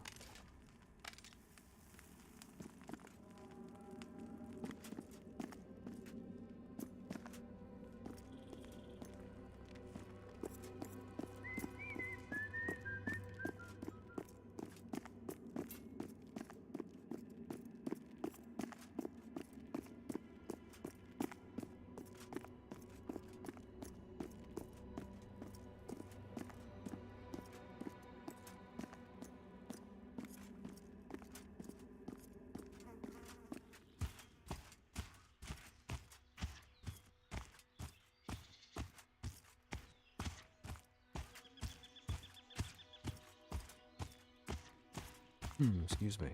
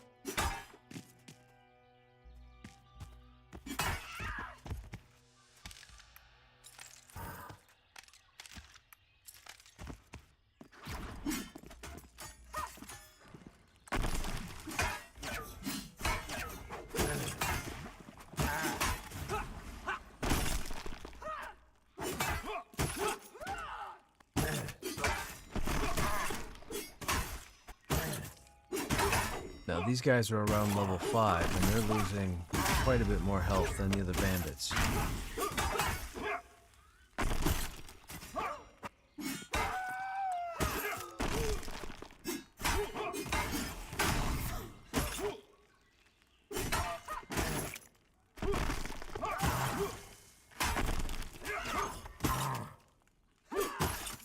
Hey, Cross, what's going on? We were just coming out of the Barrow Dark. We just came from the manor to sell some stuff to see if we can start building up money for the glyphs for Hangor. And as I exited the cave, I saw these guys were full spawn, so I thought I'd kill these guys to see if they drop any armor, and then we'll just sell it in Avelia. We gotta come up with 4 gold. Seems like it's gonna take a minute. Well, we gotta come up with 8 gold. We need at least 2 sets of glyphs, one for myself, one for Doug. The problem is 99% of the server rolled 40s today with the update. So now we don't have enough people at the moment to run a group at the mid-20s, which could be a problem. I'm going to give it at least till the weekend to see how the population looks like Friday, Saturday. We're not going to be able to put groups together at mid-level. There's no point in being mid-level. I really don't want to be 40 though, because we just spent 8 months or whatever running all that content. I don't want to be killing all that again.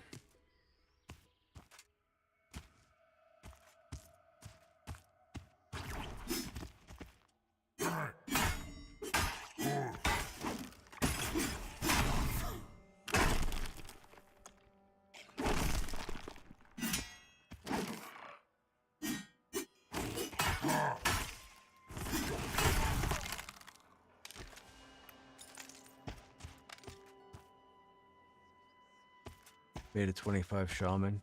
Gonna try and get used to the healing. Gotcha. Slumbering Fury doesn't work? Oh, that's unfortunate. That was in the patch notes, wasn't it? Didn't they just say they fixed something in the patch notes with Slumbering Fury? Maybe I'm wrong. I thought there was something in the patch notes about it.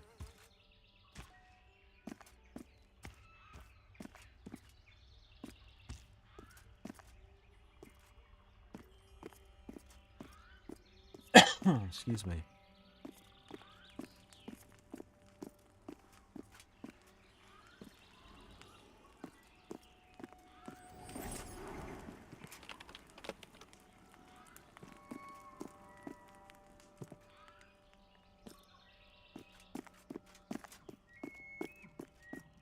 Cool thing is, it looks like we can go to the level guy at any time. So it's not a one-time level up. So if we don't find anybody by the weekend, we can always bump up to maybe... Well, I mean, it's not going to matter if we hit 30 or 35, because there's still going to be nobody to do the content. We'd have to go 40.